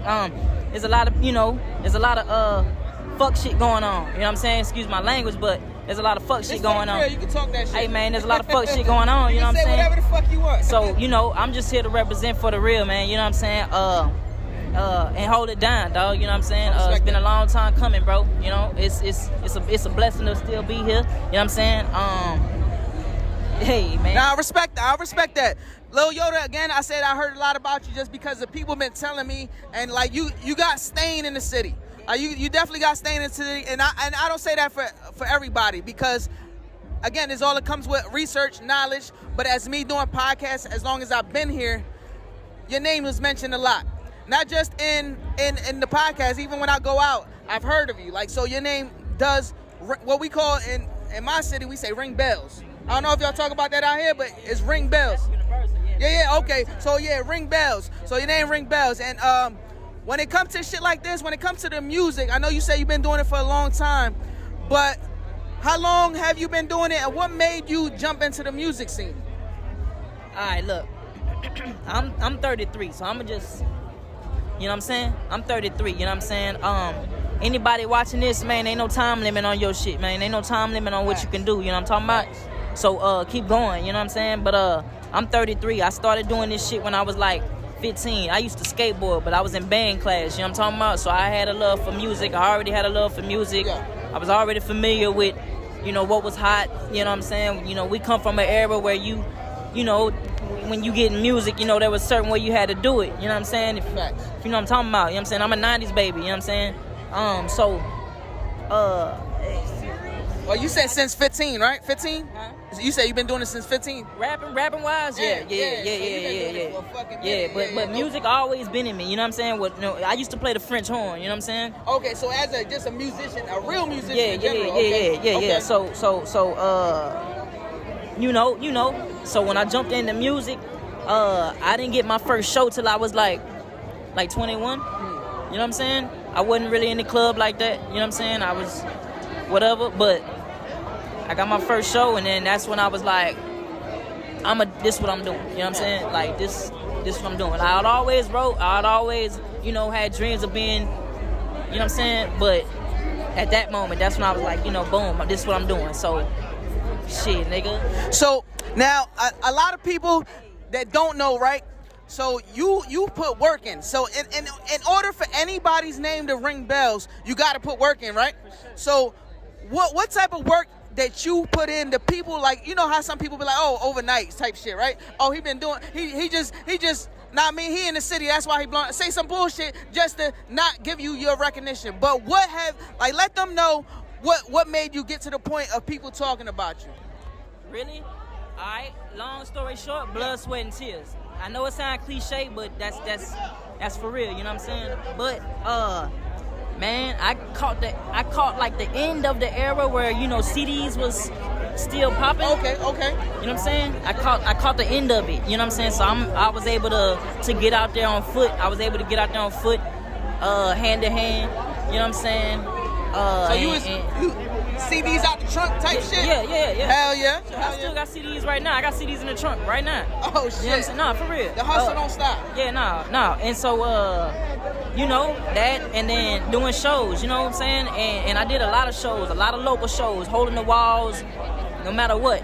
Birthday parties, you know, little barbecues, nigga, whatever. You know what I'm saying? Everything. Yeah. See, I like giving people a perspective of like the grind, because one day you may be the top of the top, and a lot of people ain't gonna see, they ain't gonna see Lil Yodda, what he did. They gonna think of you as an overnight success, you know what I'm saying? But I think it's good to tell the people like, yo, I'm human like you. Like, my name ring bells because of the work. Like you said, blood, sweat, and tears. And I think that's something that needs to be known to people. Because, you know, a lot of people may think like, they just try to shit on what you got going on, or trying to lower. Belittle what you got going on. Nah, man, we ain't rocking like that. We ain't rocking like that, man. Hell nah. So when it comes to Lil Yodda, other than an artist, as an individual, what are your beliefs when it comes down to life? And you can incorporate music, but I like to know the person as a person other than just as an artist. Oh man, look, man. You hit me with that one, because it's hard. You know what I'm saying? You know what I'm saying? I lost a lot of people along this. You know what I'm saying? On this ride. You know what I'm saying? So I'm sorry for your loss. You know what I'm saying? No, for real. So man, stay close to the people you love, man, and that love you, man. You know what I'm saying? Stay close to the people you love and that love you, man. Man, do the shit that inspires you. Do the shit that make you happy, man. You know what I'm saying? That's what I'm here for. I'm here to inspire y'all. I'm here to inspire the people who, you know, can't speak, can't really tell it how I tell it. You know what I'm saying? So, you know what I'm saying? I'm out here speaking for, you know, the majority. You dig what I'm saying? So, yeah, man, be you, bro. Be you. Be original. There's a lot of, you know, copying out here. A lot of copycats. You know what I'm saying? So, you know what I'm saying, man? Be you, man. I know y'all listening. Nah, so when you said copycats, it triggered something for me that I saw. And see, this is another thing, like, before I even, like, talk to you and anything, I saw this on social media, and that's how I know you had a buzz. So, like, on my timeline, it popped up where this guy called himself the worst rapper in Texas, and then not you. I didn't even see you. I seen like a bunch of random people supporting you, telling them, nah, you're not the worst rapper. Yodda is the, I'm like, this dude named, that's why I'm like, this dude named ring bells. Like, you got all these people supporting you. Yeah, for sure. And this, I don't know who the guy is. I don't know who he was. The thing that happened with that was because his people or him, I don't know who, but you know what I'm saying? I don't know the nigga. Right. You know what I'm saying? But he contacted me, or his manager contacted me and was like, you know, that's not what that is, you know what I'm saying? But only thing that bothered me was what, like as far as publicity type shit, or nah, when he you know typed to, you know, the worst rapper in Texas on this shit. You know, shout out to Kenny Wade, man. He out there in Dallas, you know what I'm saying? He that's doing his his actual shit. Name, the artist? Yeah. Oh, okay. He doing his shit. You know what I'm saying? He doing his shit, so tap in. You know what I'm saying? Look, but when he said that, you know, he said, you know, they said there was a story behind it. You know what I'm saying? There was a story behind what happened and why he said that, or why he captioned his picture like that. But it ain't had nothing to do with whatever. But my thing was, we friends. Nothing to do with you. Yeah, but my thing was, we friends on Facebook. So he knew. My kind of thing is how you not, you know what I'm saying? How you not know? But like if I have a mutual friend, they friends with me, and they be like, now they gonna name this shit for the thrill. Yeah, got you. You'd be like, hey man, come on, man. Right, yeah. And if you know, because he know you. For 5 years. Right. Yeah. Come on, man, you seen it. Yeah. You seen it a bunch of times, if not a little bit. You know what I'm saying? So that was where I was like, all right, whatever. But you know, it is what it is. You know what I'm saying? But like, did you like as a person, did you just let him know like did you confront him before the social media? Okay. Yeah, because the words that slogan go deeper than just me saying it. You know what I'm saying? I respect that. Yeah, so, you know, that's all that was, bro. You know what I'm saying? But, yeah, man, we rocking and rolling. You know now, I like that you actually, see, a lot of people wouldn't do that. You actually acknowledged it, and you actually gave him his props, and you shouted him out. A lot of people is not, don't do that. Keeping it 100. Really no hate. You know what I'm saying? Ain't really no, you know, it ain't like the nigga kept doing it after we, you know what I'm saying? Yeah, bro, it ain't. That'd been a different story. You know what I'm saying? Gotcha. It was just a boom, talked about it, and that's it. Well, that's dope, because the manager told you, and that's lit. See, that's definitely respectable. See, that's the type of shit you gotta be on. If you feel like something's funny, sometimes it's just a little communication. A little communication could change a whole fucking beef or some bullshit. You know, they just, and then try to get back on you. If, like, say if you didn't contact them and you would have held that in, you probably could have been like, oh, and then it would have been this track here, and there, and y'all would have been beefing and without no communication. Something that wasn't really nothing, man. Yeah. Now, I respect that 100%. That shows you, other than an artist, as a person and what your beliefs are. So that I respect that 100%. So you was just performing again. For y'all don't know, we at Ice Fest 2023. Shout out to Kevin McGee, man. You know what I'm talking about? Y'all go tap in with the homie. Legwork just came out featuring myself. You know what I'm talking about? What's the name of that song? Legwork, okay. One song I heard of yours is Smoking on That Gas. What is it? What's it called? It's called Gas. Okay, that's the song that I hear, and a lot of people tell me about when they talk about you. Like I said, when I say, like, if you look at my podcast, I don't talk too much about too many artists, but when a name comes up constantly, what you can do about it, you gotta talk about that person because like their name keeps coming up. So you're one of those artists, the name keeps coming up. Like some people are talking, I'm like, damn, I gotta find out who that is.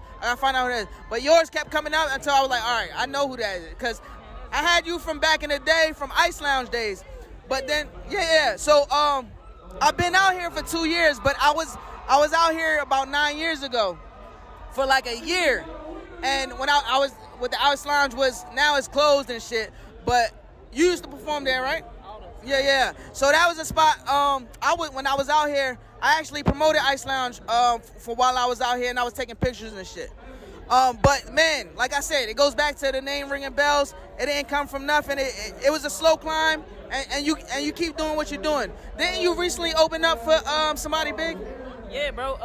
On the cool, I wasn't supposed to, but I opened up for Chameleon now, and then I opened up for Boosie. You know what I'm saying? This is just recently. You know what I'm saying? But bro, I've been opening up for man, fucking everybody that come in San Antonio, man. You know. How that feel? How that feel? That shit is, man. It's a dream come true, man. Dreams come true, man. Facts. Like for real. You know what I'm saying? So when it comes down to like opening up, like I know, cause I know I seen Smoke does a lot of big artists and shit like that. Do you compete and win these shows, or how does it work for you to get on these shows? Man, mostly they just holler. The venue? Yeah. Oh, that's dope. Yeah, That's dope. whoever's just putting the shit together. The last 2 shows, like the Chameleon and the Boosie, man, that shit happened by luck. And the So Chameleon. you said you wasn't supposed to get on, right? Yeah, Chameleon that was by luck. And then Boosie, shout out to the homie A&B Easy, but he threw me on his set for that one. You know what I'm saying? But yeah. Nah, that's dope. That's definitely props for that. So one thing I always ask everybody to jump on my podcast. It could be in life, music, whatever it is. What is your thrill? My thrill?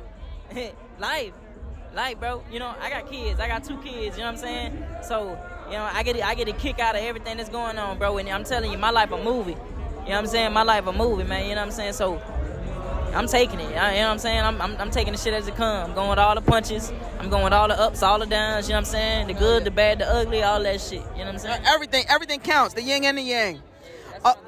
Also. So for people out there, it could be something you stand on. It could be something that motivated you, but something you could encourage, even one person out there that could touch them. Because I like to drop jewels, and I also like to learn. But at the same time, I know the audience would like to learn something and get some jewels from you. If it's one thing, what's something you could motivate somebody about? Ooh, that's hot because it's a lot.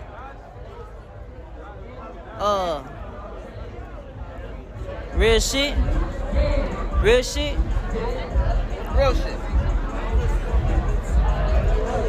You could do anything. And I mean that sincerely. I mean that with all my heart. I mean that with like every ounce of blood in me. You know what I'm saying? Like you literally can do anything. You know what I'm saying? You put your mind to it. I don't care what it is. You know what I'm saying? The minute you second guess that, it's a wrap. It's a wrap on that idea, man. You know what I'm saying? So stay down. You know what I'm saying? Stay prideful for the shit that you know what I'm saying? And hey man, it's life. You only live once, man. Go do your shit. You know what I'm saying? Facts. And with that being said, what was the moment in life where you realized that you could do anything? Shit, nigga. The minute I could walk. Yeah. I didn't like front of, no, but subconsciously I knew at the time I was able to walk and talk, man. You know what I'm saying? Because I was always getting into shit. I was always trying and pushing the limits. I was always trying to figure some shit out. You know what I'm saying? Like, yeah. And so, you know, if I failed, all right, that ain't for me. You know what I'm saying? If I didn't fit in here, all right, let me try this. All right. But when it comes to this music shit, you him. This music, oh man, that's it. That's a done deal. That's sealed and already. That's a gift from God, man. Real talk. What's your goal? To set us free, man. Now, since I told you about earlier how a lot of people got you in their top 5, who's your top 5 in San Antonio? In San Antonio? San Antonio. Shit. Taiwan. Tiny Toon. Vision. Who else, man? My top 5. Ooh, that's. It don't gotta be in specific order either. Ooh, you putting me in a pickle. I ain't gonna lie. You putting me in a pickle. Hey, I put a lot of people in a pickle with this question. You know what I'm saying? But a lot of people, they said it. And remember, this is just your opinion as an artist. Okay, as a Shooter. I don't know if y'all know Shooter, but Shooter. So the 3 people you mentioned before that, I heard of them. Shooter, I haven't heard Shooter yet. Shooter, you gotta fucking. That's one nigga. I heard Tiny Toon, I heard of Vision. Who's the other one you said? Shooter, huh? No, before the first person you said. Tiny Toon, Taiwan. Oh yeah, I heard Taiwan. Okay. Yeah. The 5th person, man. The 5th person, shit.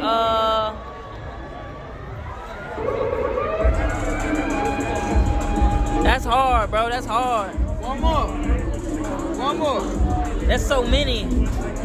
There's so many. I fuck with so many. Every time somebody gets to the fifth person, they always like, because once you say that fifth name, it's like it closes it out. But it's so. But I can name. Let me. Instead of naming the last one, let me just throw some names out there. Honorable mentions. Yeah, let me just throw some names out there real quick. You know what I'm talking about? Of course, Kylie in there. You know what I'm saying? Of course, Kylie in there. Eliza 1K, she in there. You know what I'm saying? Who else in there?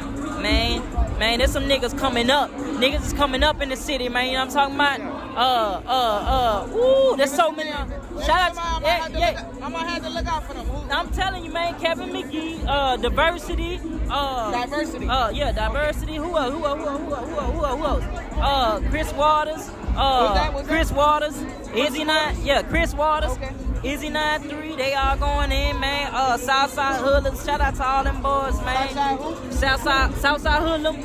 Cheddar the OGs, and then, you know, shout out to all the OGs and then bitch. Shout out to my cousin KP the Prophet, man. Shout out to shit, nigga. The list go on and on. You know what I'm saying? Yeah, man. I got you. You go. You want to tell anything before you go? Shit, just follow me, man. Lil Yodda. Spell that with 2 ways. You know what I'm saying? All platforms, all social media. All platforms. All right, let's get it, man. Appreciate you, big dog. You be safe. This money well spent, I move just fine, trust me. So much work for y'all. So you could be super talented, but if you're not working hard, that person who's working hard is they're gonna shine. They're gonna shine before you every time. He said she had me hooked, but until I heard the hook, I was fucking hooked. Hey! It's because you scared, like, you think in your head, bro, if I send this same song to people every week and they not gonna post, they gonna unfollow me, whatever the case may be. Bro, send that song, let them unfollow you, because the people who gonna fuck with your shit, they're gonna fuck with your shit. This chain of events couldn't come from a jeweler. It's real. I like that. That was just cool. Bro. That's all right. What's good in the hood? This is For the Throat Podcast, episode 49. I got 2 new artists in the building. We about to talk that shit. You already know what time it is. For the thrill. Now, I mean, I want y'all to both tell a little bit about yourself. For the people that don't know about y'all, who want to go first? Ladies first, gentlemen. What's up, y'all? I'm Shadow. I guess I would categorize my music as rap, a little bit of melodic rap, and I dip into pop a little bit too. I have about 3 projects out so far, still working on the 4th one, but you can expect to see me on stages near you, platforms near you, anywhere you want to find me. Hell yeah. What up, y'all? I go by Set The Tone-T. I've been in this shit for about 9 years now, and my foundation base of music is probably hip-hop for the most part. Bar spitter, you know what I'm saying? Real true to the craft, but at the same time, real innovative. So that means I dabble a little bit in R&B, soul, that type of shit, you know what I'm saying? I also produce my own shit. I produce for Shadow. I produce for a bunch of other artists. So I also have my own collective, and that shit is unlabeled. UNLBLD, you know what I'm saying? And that's what we pushing out here. Loyalty, longevity, you know, the brand, dreams, all that. You know what I'm saying? Hell yeah. Now, I respect that. So how did y'all come about, you and Shadow, y'all coming up with projects? How did you meet to get her a part of what you got going on?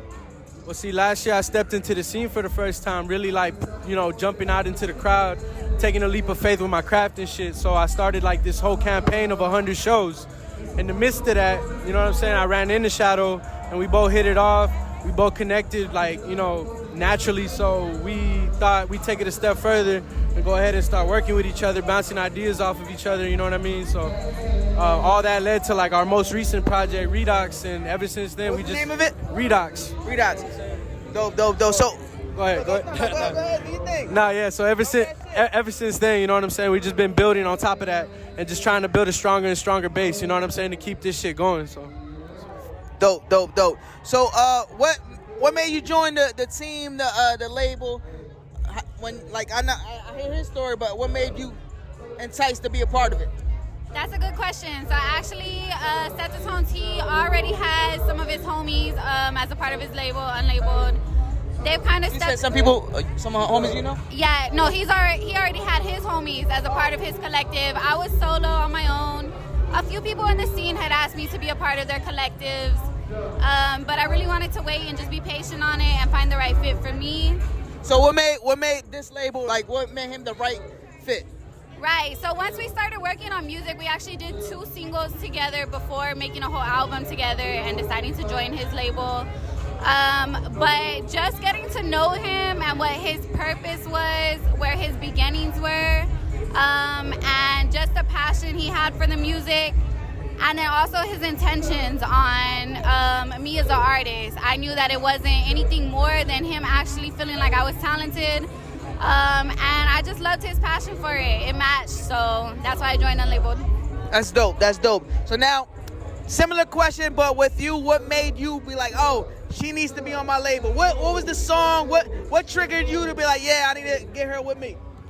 Straight out the gate, juicy. Juicy. Nah, real shit. Nah, you know what I'm saying? I didn't even know she was an artist at first. I seen her in a couple rooms networking and shit. You know what I'm saying? But the look alone had me stunned. It had me like... He said the look alone had me stunned. It had me hooked.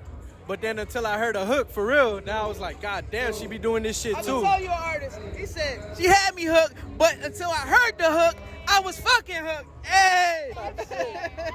I like that. So what's the song that made it pop? What was that song? It's called Straight Out the Gate. You know what I'm saying? What's that song about? Man, that shit's braggadocious. That shit is like confident, defiant. It's a vibe, it's a bop, and it's a statement. It's a statement track. And it showed me like this her and GB3. Okay. So tell us about that song and what made you create that song, the inspiration. So that song is a part of my project called Sombra. That's my first project, self-entitled. But basically, that was one of the first songs I really did where I was just sliding on the beat, rapping. And people did not expect that out of me because my first single... You was hitting all them pockets. Right, okay. I was sliding on that thing. Hey. And so my first actual single that I dropped was a little R&B, so that's what people expected out of me. Straight out the gate, that hit people, and yeah, so, everybody. So are you singing and rapping on there or what? Straight out the gate, that's just straight rap. Oh, okay, straight out the gate, straight rap. That's another thing too. Like, I didn't even know, and to know that she was a rapper first. Yo, there's a lot of females out here that do this shit, but they not Shadow, and that's the thing. And that's what it was in the first place. I knew that from the moment I heard her. I was like, man, this is some different shit. Dope. And it was on my wavelength. So for me, I felt like, damn, like it's a. What you mean when you say on your wavelength? I'm on the same type of shit, the same type of messaging she has in her shit. Yeah. The same shit she wants you to know, the pride in her like roots. That's what I'm talking about. Like I have the same type of knit in my shit. You know what I'm saying? And with that being said, you want to say? Go ahead, Lil, you want to say? I was gonna say I feel like one thing we have in common and probably what's drawn him to me is we both add elements of melodic rap into our stuff. We both add the factor of making it catchy, but we're still hitting rap. Like we're still rapping. We can still stand up there with rappers. You know what I mean? So are y'all like y'all consider yourself lyricists or other than the melodic? Are y'all lyricists, bars? What? I don't know what she'll say, but I definitely think she is. But I can't speak for her. I'm gonna let her tell you.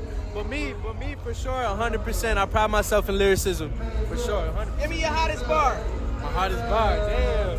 Hey, all right, I said something like, yo, I said, yo, this chain of events couldn't come from a jeweler. Come on now, that's crazy. That's crazy. This chain of events. I don't know if you want me to say the whole bar that led to that, but the bar. I don't even. You here for the promote yourself? Yeah, word. I already hear it though. The chain of events. This chain of events couldn't come from a jeweler. It's real. I like that. It's real. That already. It's simple. See, I like to listen. See, the reason I ask that question is because I'm a lyricist guy, and see, I'm from up north. I'm from Jersey, so I'm big on bars. I'm big on lyricism. So I definitely, you gotta send me your project and let me hear it. So back to what he was saying that he was gonna say about you. He was saying you're a lyricist. Do you feel as though you're? I feel like I tap into that every now and then. That's the problem. I tap into that every. That was a political answer. She said, I tap into it every now and then. That's a real political. It's really when I feel like it because I do see the people who do the lyricism over and over, and sometimes I just like to make good music. Like, You know what I mean? But I'm always gonna add that element of lyricism. So what's your hottest bar you feel as though you can spit? I could spit a verse from the song we have together. Spit that shit. You must think that I'm dumb or I'm stupid, but it's more like I'm numb to your tongue, poorly forming these dumbass excuses. It's more like the sum of the problem, a product of all the abuses. It's more like I'm done trading slugs for the slugs and bonding intrusives. I'm on the rooftop, I'm blowing trees at the moon. Couldn't be cooped up, couldn't stop thinking of you. That's our song, Space Out. Space Out? Yeah. Make sure y'all check that out. It's called Space Out. And it's Tone-T? No, it's Set the, I'm sorry. Oh, Set the Tone? Set the Tone-T, all together. Set the Tone-T. Set the Tone-T, all caps. You know what I'm saying? And I feel like I live up to that because every track I step on, no matter what realm it is. Set the tone. Set the tone, bro. I fuck with that. I gotta match that or go crazier, you know what I'm saying? And that's my whole thing.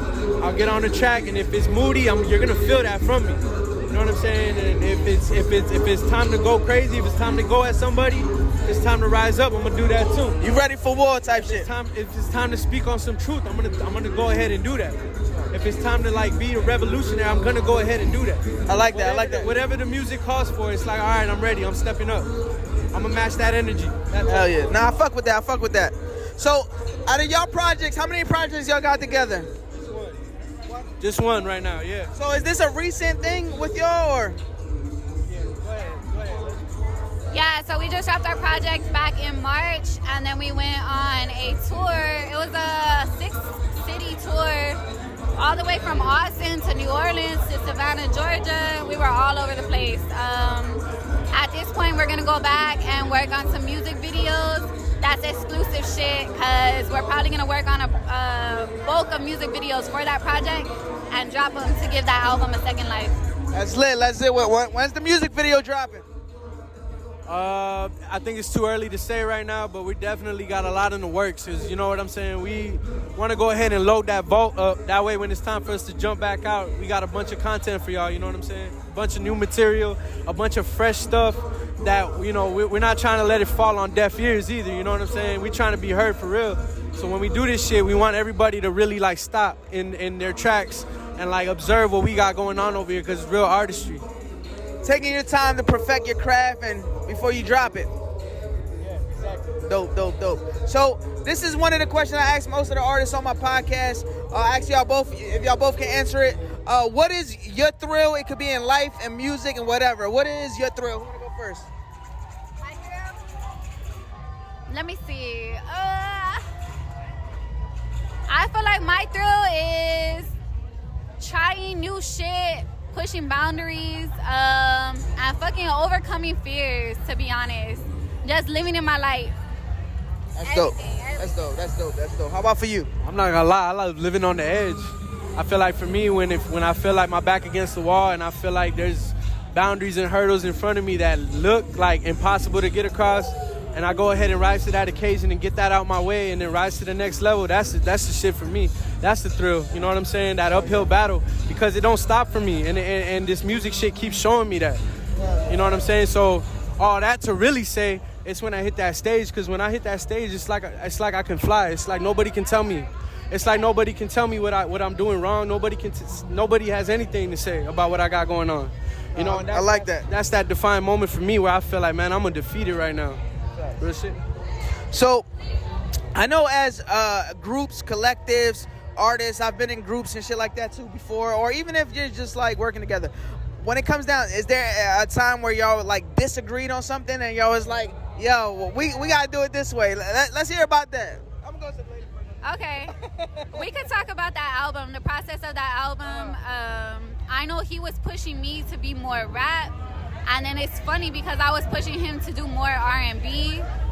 And so we came up with this crazy album that's the perfect mix of rap and R&B. Oh, so it wasn't supposed to be that at first?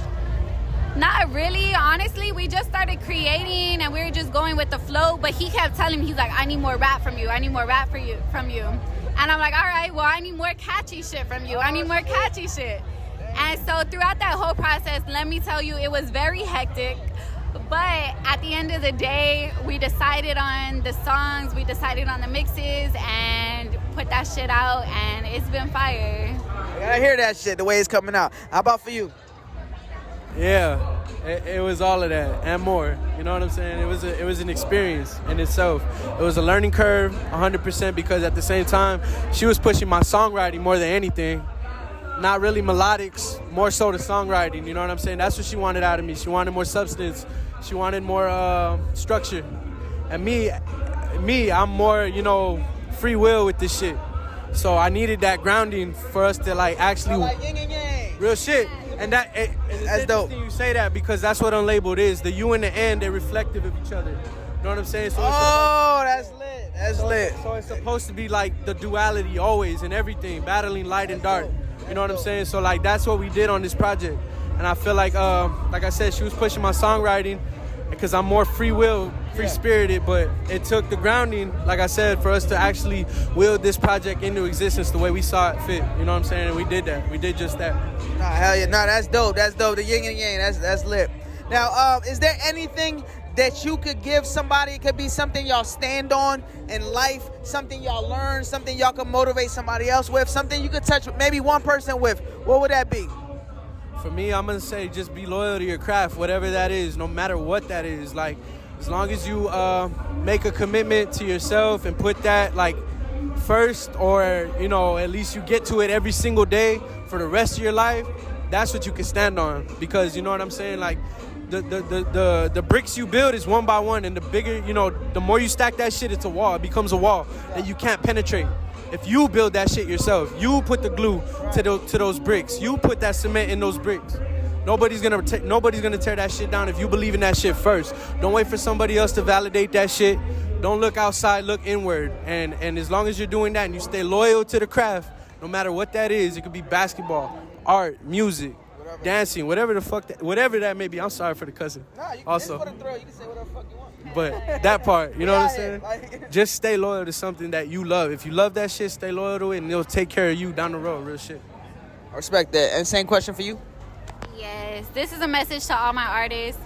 We're already doing that shit. So whatever comes in our way. I was gonna say all my bitches. That's what Nah, this is to all my artists. We're already doing that shit, and that's commendable enough. So if you have to take a break, if you take a little pause, a little step away from the stage, it doesn't matter. You're already doing it. You've already hit the stage. You're already a creative. Just keep at that shit as you can. Don't let nothing stop you. You're already living life brighter than most of the people out here living in your life. Just keep doing that shit. I respect that. Nah, I feel like y'all got some good chemistry going on. I say keep doing what y'all doing. Definitely send me that music. You got my socials now, and maybe I can put it up for people to check you out too. Hopefully they check this out, and I mean show love too. Make sure y'all check out. What's the name of the label again? Unlabeled. Unlabeled? Yeah, Unlabeled. UNLBLD. Unlabeled. Big facts. So are y'all both from San Antonio? Yeah, born and raised. Okay, so give me your top 5 artists in San Antonio. Livola, Lil Yodda, Shadow. You know what I'm saying? Two more. It's crazy. Who else is crazy? Ape Sterling. One more. Who's going crazy right now? Why are you thinking? You want to say something? I'm going to go with Priest. I'm going to go with Ape Sterling. He's right on that one. Let me see. Oh. What was that last one? Now I'm still contemplating. I thought you said you got it. All right. Yeah. Okay. Ape Sterling, Priest, There Go My Baby, Set The Tone-T. Who else? Who's fifth? Damn, we're both stuck on fifth. Y'all both on that last one. We're both stuck on fifth.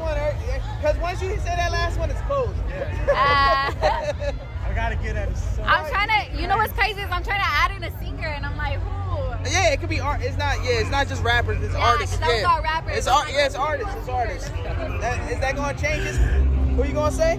Nah, He said nah. I'm gonna say a rapper anyway. Listen, if you on my 5, that's crazy. That's crazy. So You gotta give us one more. 5 to somebody crazy. Who the 5th one? Maybe somebody you Man, did who a out feature here? with? Maybe somebody you did a feature with? Yeah, the homie Kxrae. Okay, there we go. Hey, yeah. Yeah, Kxrae's crazy. Yeah. All right, fifth. All right, y'all heard it here now. We're unlabeled. Know what I mean? We're in the fucking building for the Thrill Podcast, episode 49. You know what time it is. Before we sign out, is there anything y'all want to say to the people? I got an album coming out soon, you know what I'm saying? Be sure you're checking for that shit. It's a follow-up to my second LP on Morph-IT, but this one's called Memento Mori, you know what I'm saying? This is only chapter 2. And it's it's an installment of my Stoic series. Let's get it. It's coming soon. Y'all gear up for that shit.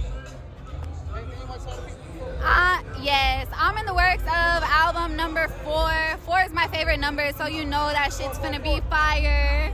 I'm still working on the title of that. Still have every track in the works, but it's definitely coming together. And I got crazy visuals, crazy music, all that shit. I'm finna hit stages crazy near you.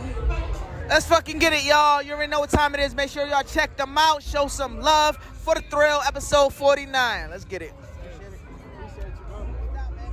You good. What's good in the hood? This is episode 49 for the Thrill Podcast. We in this bitch. We in Ice Fest 2023. I got motherfucking Shelby in the building. Hey, what's good, San Antonio? Let's go. And I got motherfucking Hypen in the building. Hey, what it do with it, Tone Bag? Hey, tonight is a special night. This is the second time I've been to the Ice Fest, so I've been interviewing a couple artists. But this interview is a little bit different. I got a co-host, Shelby, in the building. She gonna rock out with this one. And this is the first time I'm interviewing Hypen. And a lot of artists talked about you, but I want you to give people a perspective of who you are. I'm me, and I think that's what's really important. You know, I try to be authentic with whatever I do, whether it's, like I said, venturing into different parts of music, different parts of business, or just different parts of, my everyday life. So whatever it is that I'm doing, I'm just trying to be authentic with myself, be true, and find who I am and expand me for myself and for everybody around me. And hopefully I inspire somebody and even inspire myself with the people that are pushing me to do that. So yeah, that's really what it is. I'm me, and that's what it is. I respect that. Shelby, you want to give them a little bit about yourself?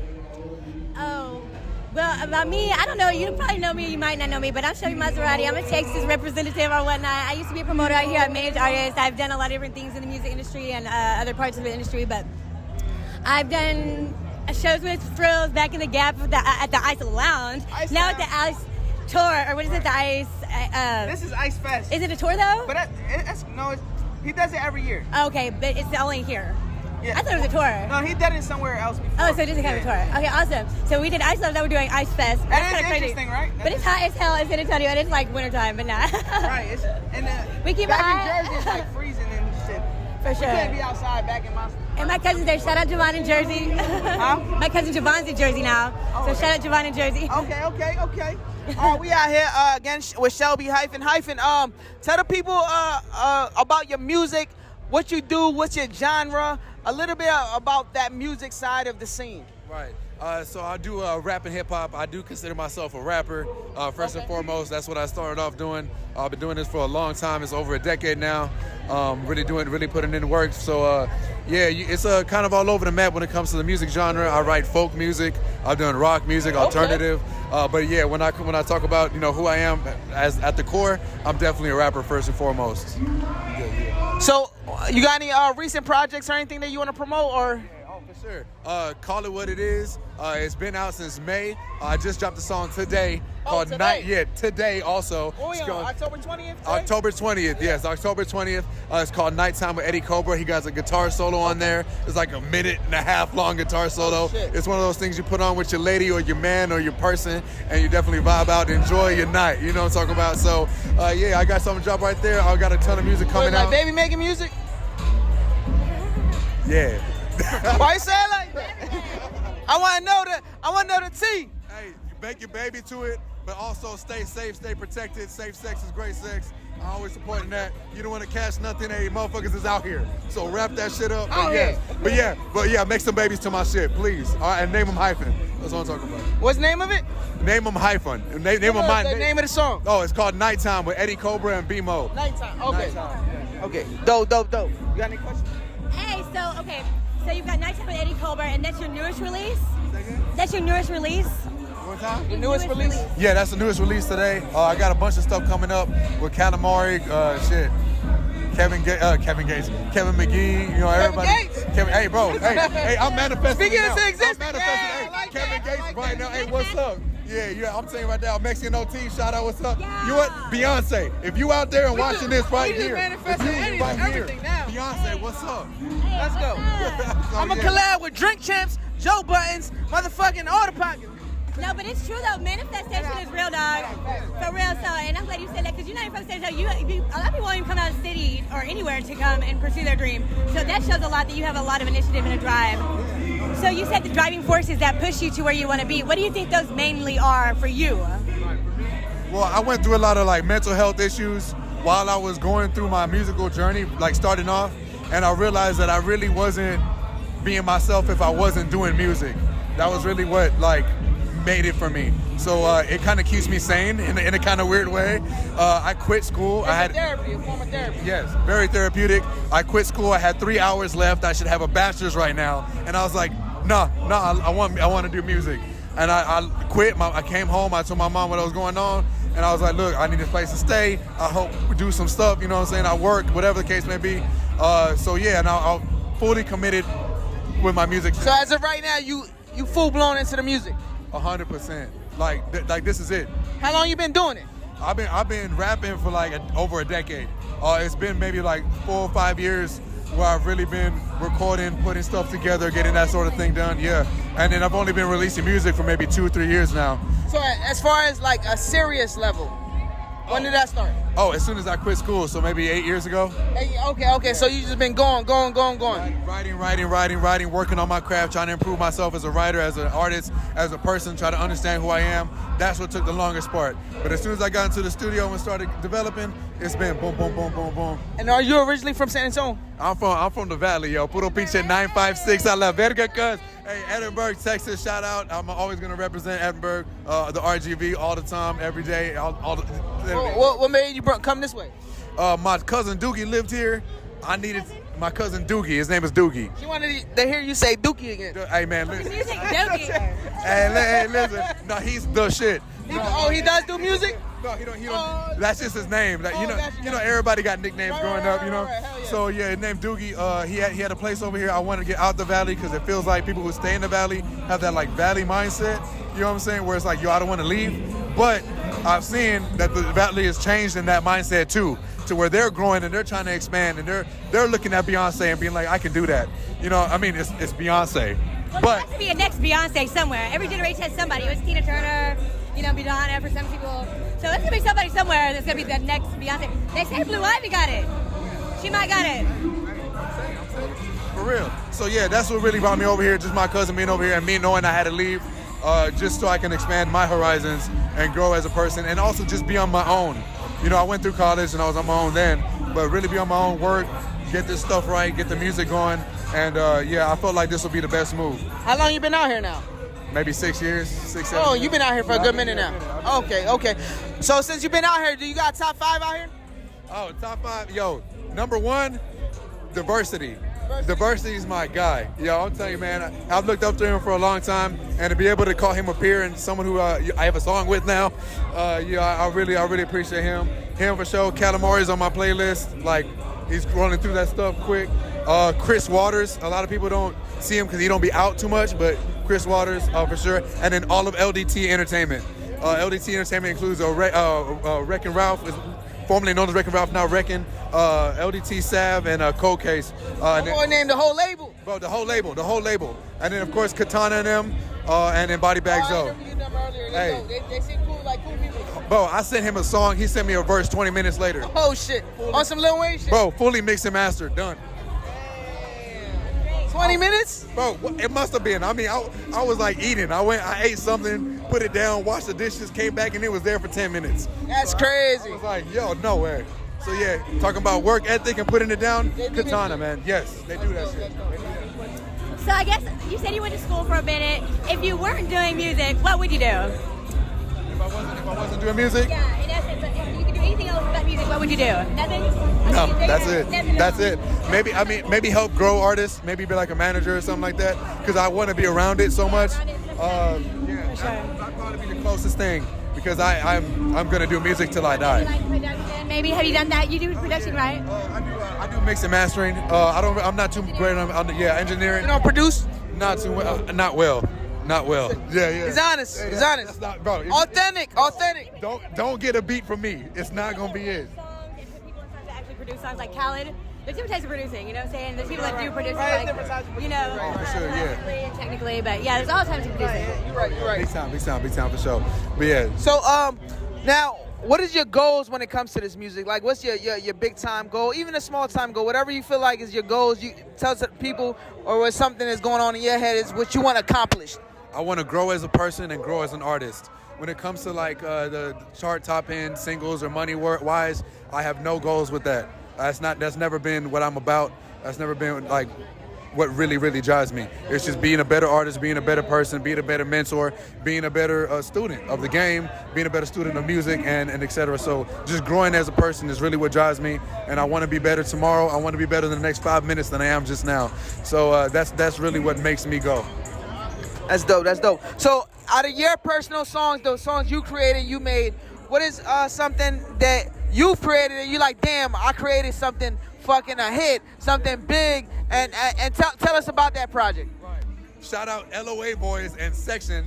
I got a song called Section with them. It goes absolutely crazy every time we play it. Everybody Section? Section. S-E-C.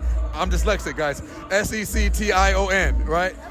It always goes crazy. That and a song called Throw It. But my favorite song is a song called Godspeed off my first project. You can't even find it on my page. You can find it on like my ghost page. Listen, if you don't want to give us his burner. If you can find, if you can find Hypen Godspeed, I'll cash app you or something. I don't know. With the Wooty Band, they can hit you. You'll find it. No, because it's written by my brother, and it's really personal to me. And I wasn't the best brother growing up. I was kind of picking on him. I didn't understand how to do things. I was kind of in my own world. So that was my first venture into vulnerability. And being vulnerable myself, being vulnerable with my family, and letting him know that I didn't do right by him. And this was one of your first tracks? This is one of my first tracks. Oh, shit. And when I look back at it now, I like it. It hit different? It's a masterpiece. It's my masterpiece. You know, maybe people won't like it, whatever, kid. It's my masterpiece. That is the artist, not, you know, I totally get that. Yeah. That is my favorite song by far. I don't go to it often because I don't want to cry too much, but it's real. It's real, and he knows what's up. If you're outside looking in and don't know our situation, you might not understand it, which is understandable. But I wrote that for him and for me to understand that I need to be vulnerable and grow. Yeah. And talking about that when it comes to being vulnerable, when you make music, how do you use that vulnerability, that emotion? How do you go about creating your craft? Right. That's a lot. When it comes to that, you have to experience things. When you're going to making music, you have to like go out and really think about things or think about yourself and analyze your emotions. But when it comes to putting it on a track, that track will bring it out of me. You know, I'll hear a beat and be like, yo, this feels like this. This reminds me of the time when I did this. This reminds me of the time I want to turn up and shake ass and do all the crazy shit. But this reminds me of the time of my brother, or, the case may be. So it really depends on the feeling, the song choice, the beat, etc. And that'll bring out that time in my life. For sure. That's awesome. You seem like an artist that's really genuine about music. Some people, it's about the money. They're gonna, make something with BPMs that's exactly what's, popular, and somebody will tell you this is what you need to do. But I mean, as long as to me, artistry is about what makes you happy. And if other people like, great. If not, it makes me happy. You know what I mean? And I feel like you're genuine in that aspect, and I love that. For overall. But I wanted to say something. So we need to spell out your social media so everybody can follow you. What's your main platform that you feel like you're on the most so they can talk to you at? Hit me up on Instagram, _official IG. Yeah, get your Instagram out. _official IG. HYPENOFFICIA. Oh, you good. Bro, it's because I can never spell it right, yo. When it gets, spelled it right that time, I'm trying my best. Oh, you might have not. I'm trying my best. Yeah, no, I'm dyslexic, yo. Look, I'll tell you, when it gets to the word you sure that was just coke? Huh? Not that type of coke. You sure that was just coke? Bro, that's how I start, right? Not that type of coke, but and then he goes like this. Why you think? I'm dead. All right, it's gonna be _official IG, HYPHEN. Oh, right there, bam.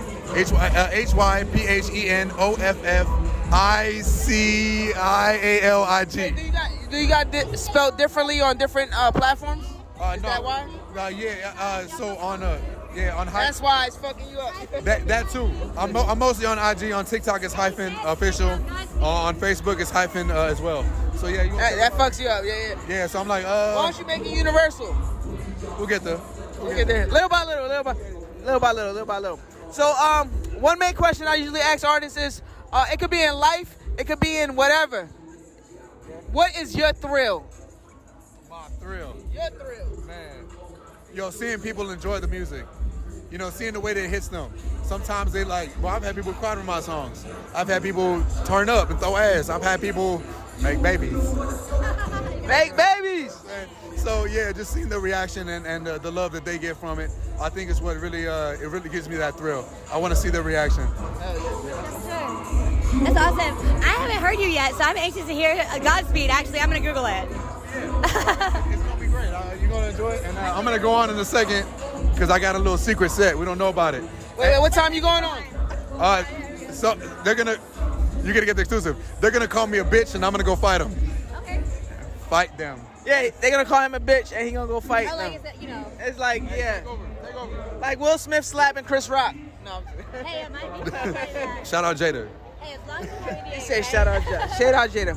All right, before you go up there and start kicking ass, one thing, main thing, what is something as far as you stand on and something you believe in? Maybe you could motivate somebody out there, something you could tell the crowd, somebody that don't know you or know you, that you could give them, that could motivate or inspire them. It's okay to be afraid. It's okay to be scared. That's where courage comes from. Overcoming that fear, overcoming that you being frightened and scared. So it's okay to feel certain things. Keep going. Push yourself past that point. You know what I'm saying? Understand, be healthy. You know what I'm saying? Don't go crazy. But it's okay to be scared. It's okay to be afraid. If you love what you do, you'll find a way to do it. So that's my message for you today. Be authentic and real and love all the time. I respect that. You got it? No doubt. I'm glad that you introduced me to Hypen. I think you're a real person. There's a lot of people out here for different reasons to do music, but I feel like you generally do it for yourself. And if other people get it, that's great, and you do want them to get it. But that you do it for yourself, to me, it makes me feel like at home almost, like it's comforting to me. I don't know how to explain it, but I can't wait to hear Godspeed and everything else that you have. So thank you for coming tonight to Ice Fest. I appreciate you. We appreciate you for coming on. And just before we sign off, is there anything you want to say? I love y'all. He loves y'all. We love y'all. We out here for the Throw Podcast, episode 49. We got Hypen in this bitch. We got Shelby Maserati in this bitch. And go. Perfect timing. Let's go. In the hood. Episode 49 for the Throw Podcast, Ice Fest 2023. We got Kevin McGee. McGee. McGee or a G? I know a lot of people say it like that. So, and I think there are some versions. It sounds like a. As well. So it could be either way, but Kevin McGee. Okay, got you. I'm a hip hop artist. I'm an entrepreneur. I'm out here just moving and shaking, just networking with people and building, kind of getting the brand out, getting the name out. Yeah. Nah, that's dope. So, how did it come about you performing tonight? So through Social Ice. I fuck with Ice, so he hit me up. They were putting together the whole set list and everything. Actually, I saw him promoting it, so I was like, what is this? So I just tapped in with him, and he told me about the whole show. I was like, bro, if you're down, let me in. So he put that together, the whole set list, and he threw me on there, so it was super dope, yeah. Yeah, that's dope. So you said you're also an entrepreneur. I'm kind of interested in what other industries are you got your hand in? Right. So I do my music, but also I'm into stocks and like building like that. Also, I have like my merch, self-investment. I have my merch. What else? I'm just into investing. I'm looking into investing, just kind of, just different things like vending machines, like things like that. Yeah. All types of stuff like that. So I'm into that. What you got off the ground so far? I haven't. I'm really. Vending machines is gonna be my first like big dive. I've done some investing. I've got like some different stocks, some of the big ones and stuff. So I'm really learning, but I'm trying to start these businesses, start these brands, and really branch them off. And I have a wife as well, so So she's a massage therapist, so she has like body butters. So yeah, shout out to my wife, baby, I love you. So she does like body butter, so we're just building these different brands and just trying to expand to different people. Body butter. I got you. I wish I would have brought the little pack, but I got you on IG now, so we're gonna get both y'all a little merch. Yeah, let's connect. Yeah, I'm hooking y'all up for sure. Yeah. Now it's dope that you even shouted out your wife, because I don't know about y'all, but as a perception when it comes to artists, a lot of artists wouldn't do that type shit. So you even saying shout out my wife, that's huge, right? What you say? I respect it because you can't do nothing but respect it, really, because you're respecting it. And then, and she supports me 100%. Right. The devil will tempt you. But you put it right. And she supports me 100%. That's so dope. That's somebody in your corner. I support her in her business as well. So we definitely have to build and just show love to each other all the time. I like that. So what type of artist you consider yourself to be? I guess what's coming up lately in these different interviews and these talks is really kind of revealing to myself more of an inspirational person. Like that Nipsey Hussle vibe. It's gonna make you want to get up, grind, and like get to work, reach those goals that you're trying to attain and things like that. So that's my thing. I'm trying to get you up. I'm trying to get you pushing, really, to get on the grind and get to work. For sure, yeah. So when you say inspirational, I catch two things from it because I also feel like it could be religious or not. Not in a bad way. Not super religious. I do believe in God, and I am. You'll hear that in my music as well, my faith and things like that. But I wouldn't. It's not more religious. It's just about like grinding, getting up, getting to work, pretty much. Yeah. A lot of people. I mean, that's a good look, anyways, because people want to work out and they want to hear something that's going to motivate them. They want to drive to work. Hey, get me to work this morning. I didn't want to wake up. You know what I mean? I want to stay in bed all day. So I get it. I love that. Dope. So when it comes to your music, what inspires you? What motivates you? What makes you get out of bed to make a fucking song? I think it's just my family, really. My family, that's the biggest thing, because I wanna take us to a different level, so where we can live, we can travel, we can enjoy different experiences without having to go to work every day. And I gotta get up and go to a 9 to 5. I want to be able to do music and do what we love, run our businesses, and still be able to take care of the family, and so we can enjoy moments together, really. So really my biggest thing is family. Like, I'm trying to support the family, I'm trying to take care of the family, and that's just my wife, my daughter, and just even things outside of that, my parents, her parents, things like that. Like, it's just about supporting the family, getting everybody on a different mind frame of there's so much more out there in the world, and we got to go see it. I respect that. So I don't know that he'd asked you before, because at first I couldn't really hear, but how long have you been doing music professionally? Or recording, so should I say? So over 10 years now. I've been doing music. I've been probably writing for over like 15 plus years, but just in the studio recording, it's probably been 10 plus years. Just working on projects, working on singles, building, networking, and just kind of getting new music out and just trying to build a fan base, really. So what's your goals moving forward? So right now I'm just trying to reach more people, kind of get them in tune of what I'm doing, kind of relate to people about just get to the work and growing, and building the fan base and just building these brands, really. That's my next goals for the next year, the next 5 years, is just building those brands and like really tapping in with a community and like showing everybody that, hey, if you work hard, you can get whatever you want. I like how you said building the brand as well as reaching more people, because the brand is going to have to be solid regardless. But as far as reaching more people, what do you think is more effective for you? Say that one more time. To reach more people, because it's different for everybody. What do you think is more effective to you? Is it Spotify, or is it ad placement, or is it shows, or what do you think works better in your case? It's everything. It's everything. You have to what I learned, you have to do everything. You got to be on all the platforms. You got to pop out to the shows. You have to perform. You got to network. You got to do the podcast. You got to do everything. You really have to it's networking. Pretty bottom line, it's networking, because it's about who you know. Because there's some artists, if you know people, they'll put you in certain positions. But if you don't know them, like, you might be the best rapper ever, but if you don't know anybody, they're not gonna put you in those positions, right? True too, and you're very right. But then I have to look at some people that their sister's ultra famous and they're good too, but nobody messes with them. Why? I don't know. It's just not there for some people, but definitely it is who you know, and it's really about your grind. And you know, that's really what it is. It's 90% grind and probably 10% talent, honestly. They say, what is it? Hard work outbeats talent all the time. So you could be super talented, but if you're not working hard, that person who's working hard they're gonna shine. They're gonna shine before you every time. Yeah. People are so talented, and I guess they are. I mean, like singing especially, and they just get so frustrated because they don't give up. Because now it's like, well, I second have the Hypen. work ethic. Yeah. Work ethic. Not to be mean and rude, hey, it's work ethic. You got to put the work in. Like you guys, y'all are out here at a show doing interviews to whoever, you know. It's the work ethic. I want to spend my Friday night out here networking and building with artists. That's facts. That's facts. I could be doing anything else right now. You could be at home. Same thing for you, though. Exactly. And I'm out here networking, meeting people. I just ran into you over here, 15, 20 minutes ago. You're like, I'm doing interviews. Boom. On it. Let's go. It's networking. Let's get to it. Yeah. It could be in life. It could be personal. It could be music, whatever. What is your thrill? My thrill.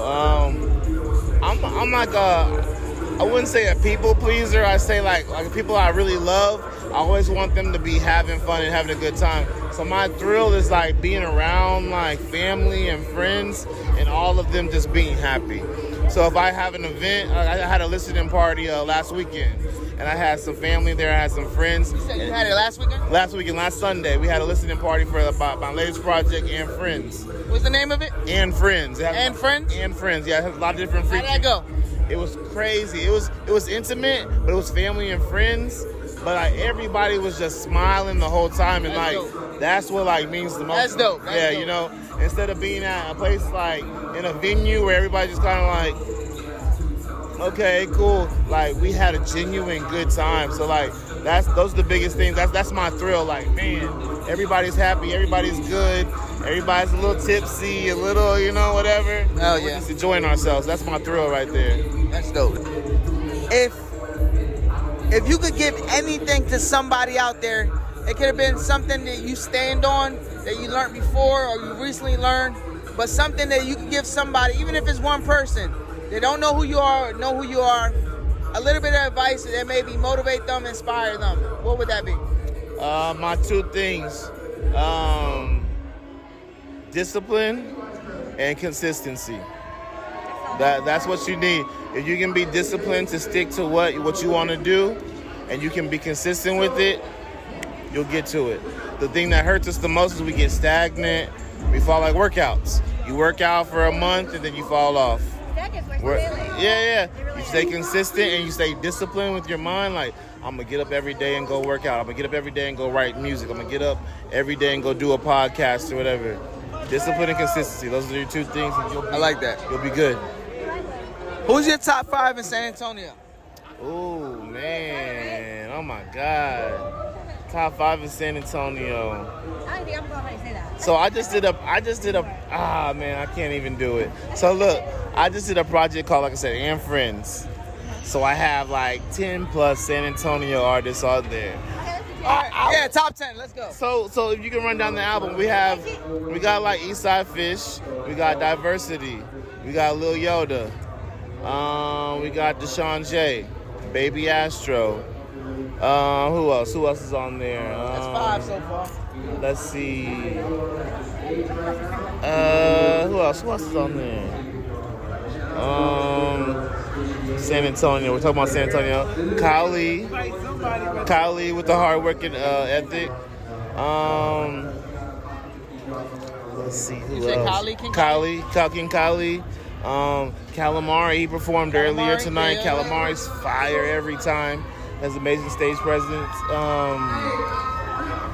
Who else? I think we're at like 7 or 8. Yeah, she stopped counting. Let me see who else. I'll give you 2 more. Let me see who I can think of. I think you gave me 7. Hey, you can count yourself as one. That's cool. I mean, also on the project, Lido. Okay. Lido. Right, M Duke. M Duke. I rock with M Duke. Right, one more. Let's see. Who else? Always the last one. Always the last one, right? My homie Bankroll. Bankroll. Yeah. What's that? Bankroll. He's Bankroll. He go on IG's No Space No Cap. Bankroll. He's trap artist. He's going hard too. Yeah. So he's fire as well. That's dope. That's dope. You got any questions before we close out? Nothing to solid interview. I really like your work ethic. Well, so far it sounds great. I'm glad to meet you. I feel like I know you, but maybe not. Right now you want to go out and go a little harder, right? Well, I definitely want to get you on this. I do want to go harder because it inspires me. Because everything you say, I already know to be true, but to hear somebody reiterate it, it's like, you know what? That's right. That's right. So, right is right. I definitely want to put you on my IG, and I'm going to make sure I have you on here. I got you, yeah. On IG, is that where you're on? Yeah. Oh, yeah, we just did it earlier, right? Yeah, well, let's tell the people how to find you. Yeah, let me see. Also, like I said, on IG, it's Kevin_McGee33. That's KEVIN_MCGEE33. Hell yeah. So, before we close it out, is there anything you want to tell the people before we close out? Man, I just want to say thank y'all for the support, for the love. Like, we're still growing. If you don't know me, let's tap in, let's build. I'm willing to work with everybody. I'm willing to build with everybody. So let's get it, man. If you do know me, like, let's get to it. Let's work. Hell yeah. Let's get it popping. You already know what time it is. For the Thrill Podcast, episode 49, Ice Fest 2023. Now, I mean, we got Shelby Maserati. And we got Kevin McGee, man. Thank y'all for having me. Appreciate you, man. Thanks for tuning in. Thank you. Yeah, let's go. We out here, baby. I spent majority of my life in Chicago, but you know what? I try to tell people the Hawaiian spirit is in my blood, you know what I'm saying? I graduated high school out there, you know what I'm saying? I've got with the culture, you know what I mean? Shout out to the Aina, you already know what it is, man. Yeah. Shoot, I rap, I produce, I put out an album probably every year, you know what I'm saying? I stay on the radar because I want to get the scene. I want to be the backbone of the scene. You think of me as like RZA or Kanye or Pharrell, you know what I'm saying? Just kind of getting the scene a little background, a little backbone to it, holding it up. You know what I'm saying? I would describe myself as, you know, lyrical, but also I can expand into grabbing people's attention with emotion. I'm able to like just bring feelings out of people so they can deal with their problems, but cope with it in a healthy way. I don't really promote drugs. I don't promote any type of other outlet other than self-healing and just getting yourself right mentally. Just doing your thing, going to the gym. You know, I've been going to the gym. If you seen me back in the day, you know what I'm saying? If you seen me back in the day, you know, I was like, shit, I was coming off of like 280, 260. And now I'm like 175. You know, I just been on my fitness journey, just been going crazy. I'm finna drop a website, Who Remain, plug that in. So I just been going crazy, man. Who Remain. The Instagram got an extra N on it because some German site took the username. So just put an extra N on the end of it, and there you go. You gonna find him. All right, now I know we on limited time, so give them some projects or anything you got coming out, any shows, anything you want to promote. Give them some of that right now. Okay, so I'm working on this project with my man Takeover and Socialites. I don't know Socialites over there, but we working on this project. It's finna come out. It's a Mortal Kombat theme going through my man's. Oh shit, Mortal Kombat. Yeah, it's gonna be the theme. I'm producing the thing. Me and John Lyon, shout out John Lyon. Me and him producing the whole tape. It's gonna be crazy with my nigga Katona right here. Do a little cameo for the camera. We had him in here We got my nigga Tana for the you know we got my nigga Tana coming. Hey, we got my nigga Darius in this bitch, you know what I'm saying? He gonna be on the tape. We got my man Socialites gonna be on the tape. Zay Rich, John Lyon, Hypen. We going crazy. We got my man Chino. It's gonna be all types of craziness. And we got more shows coming in. I'm working on another album called Who Will Remain. At this time. When that dropping? So I'm thinking the beginning of next year. If it don't change from Who Remain, it's gonna be called Sin. CCIYN. Can't Cry If You're Numb. So it's gonna be more to explain when that come out. It's just between the two. I don't know exactly which one yet, but I got the music for it. Hell yeah. So again, we on a short time limit because we at closing point right now. So I'm gonna ask some dope questions that we ask everybody. What is your motherfucking thrill? My thrill? Shit, the gym, the studio. And that's probably it. Be locking in in the studio and then going to the gym. That's pretty much it. So you're really well versed, but if you weren't doing music, what would you do besides gym and studio as far as like a career? So I always wanted to be a firefighter. I ain't gonna lie. Like, okay, you're a hero. I thought about it because like I could be a firefighter, bro. I ain't gonna lie. I ain't gonna be the one to run up in there if it ain't no hope, but I will do my part. You know what I'm saying? Yeah.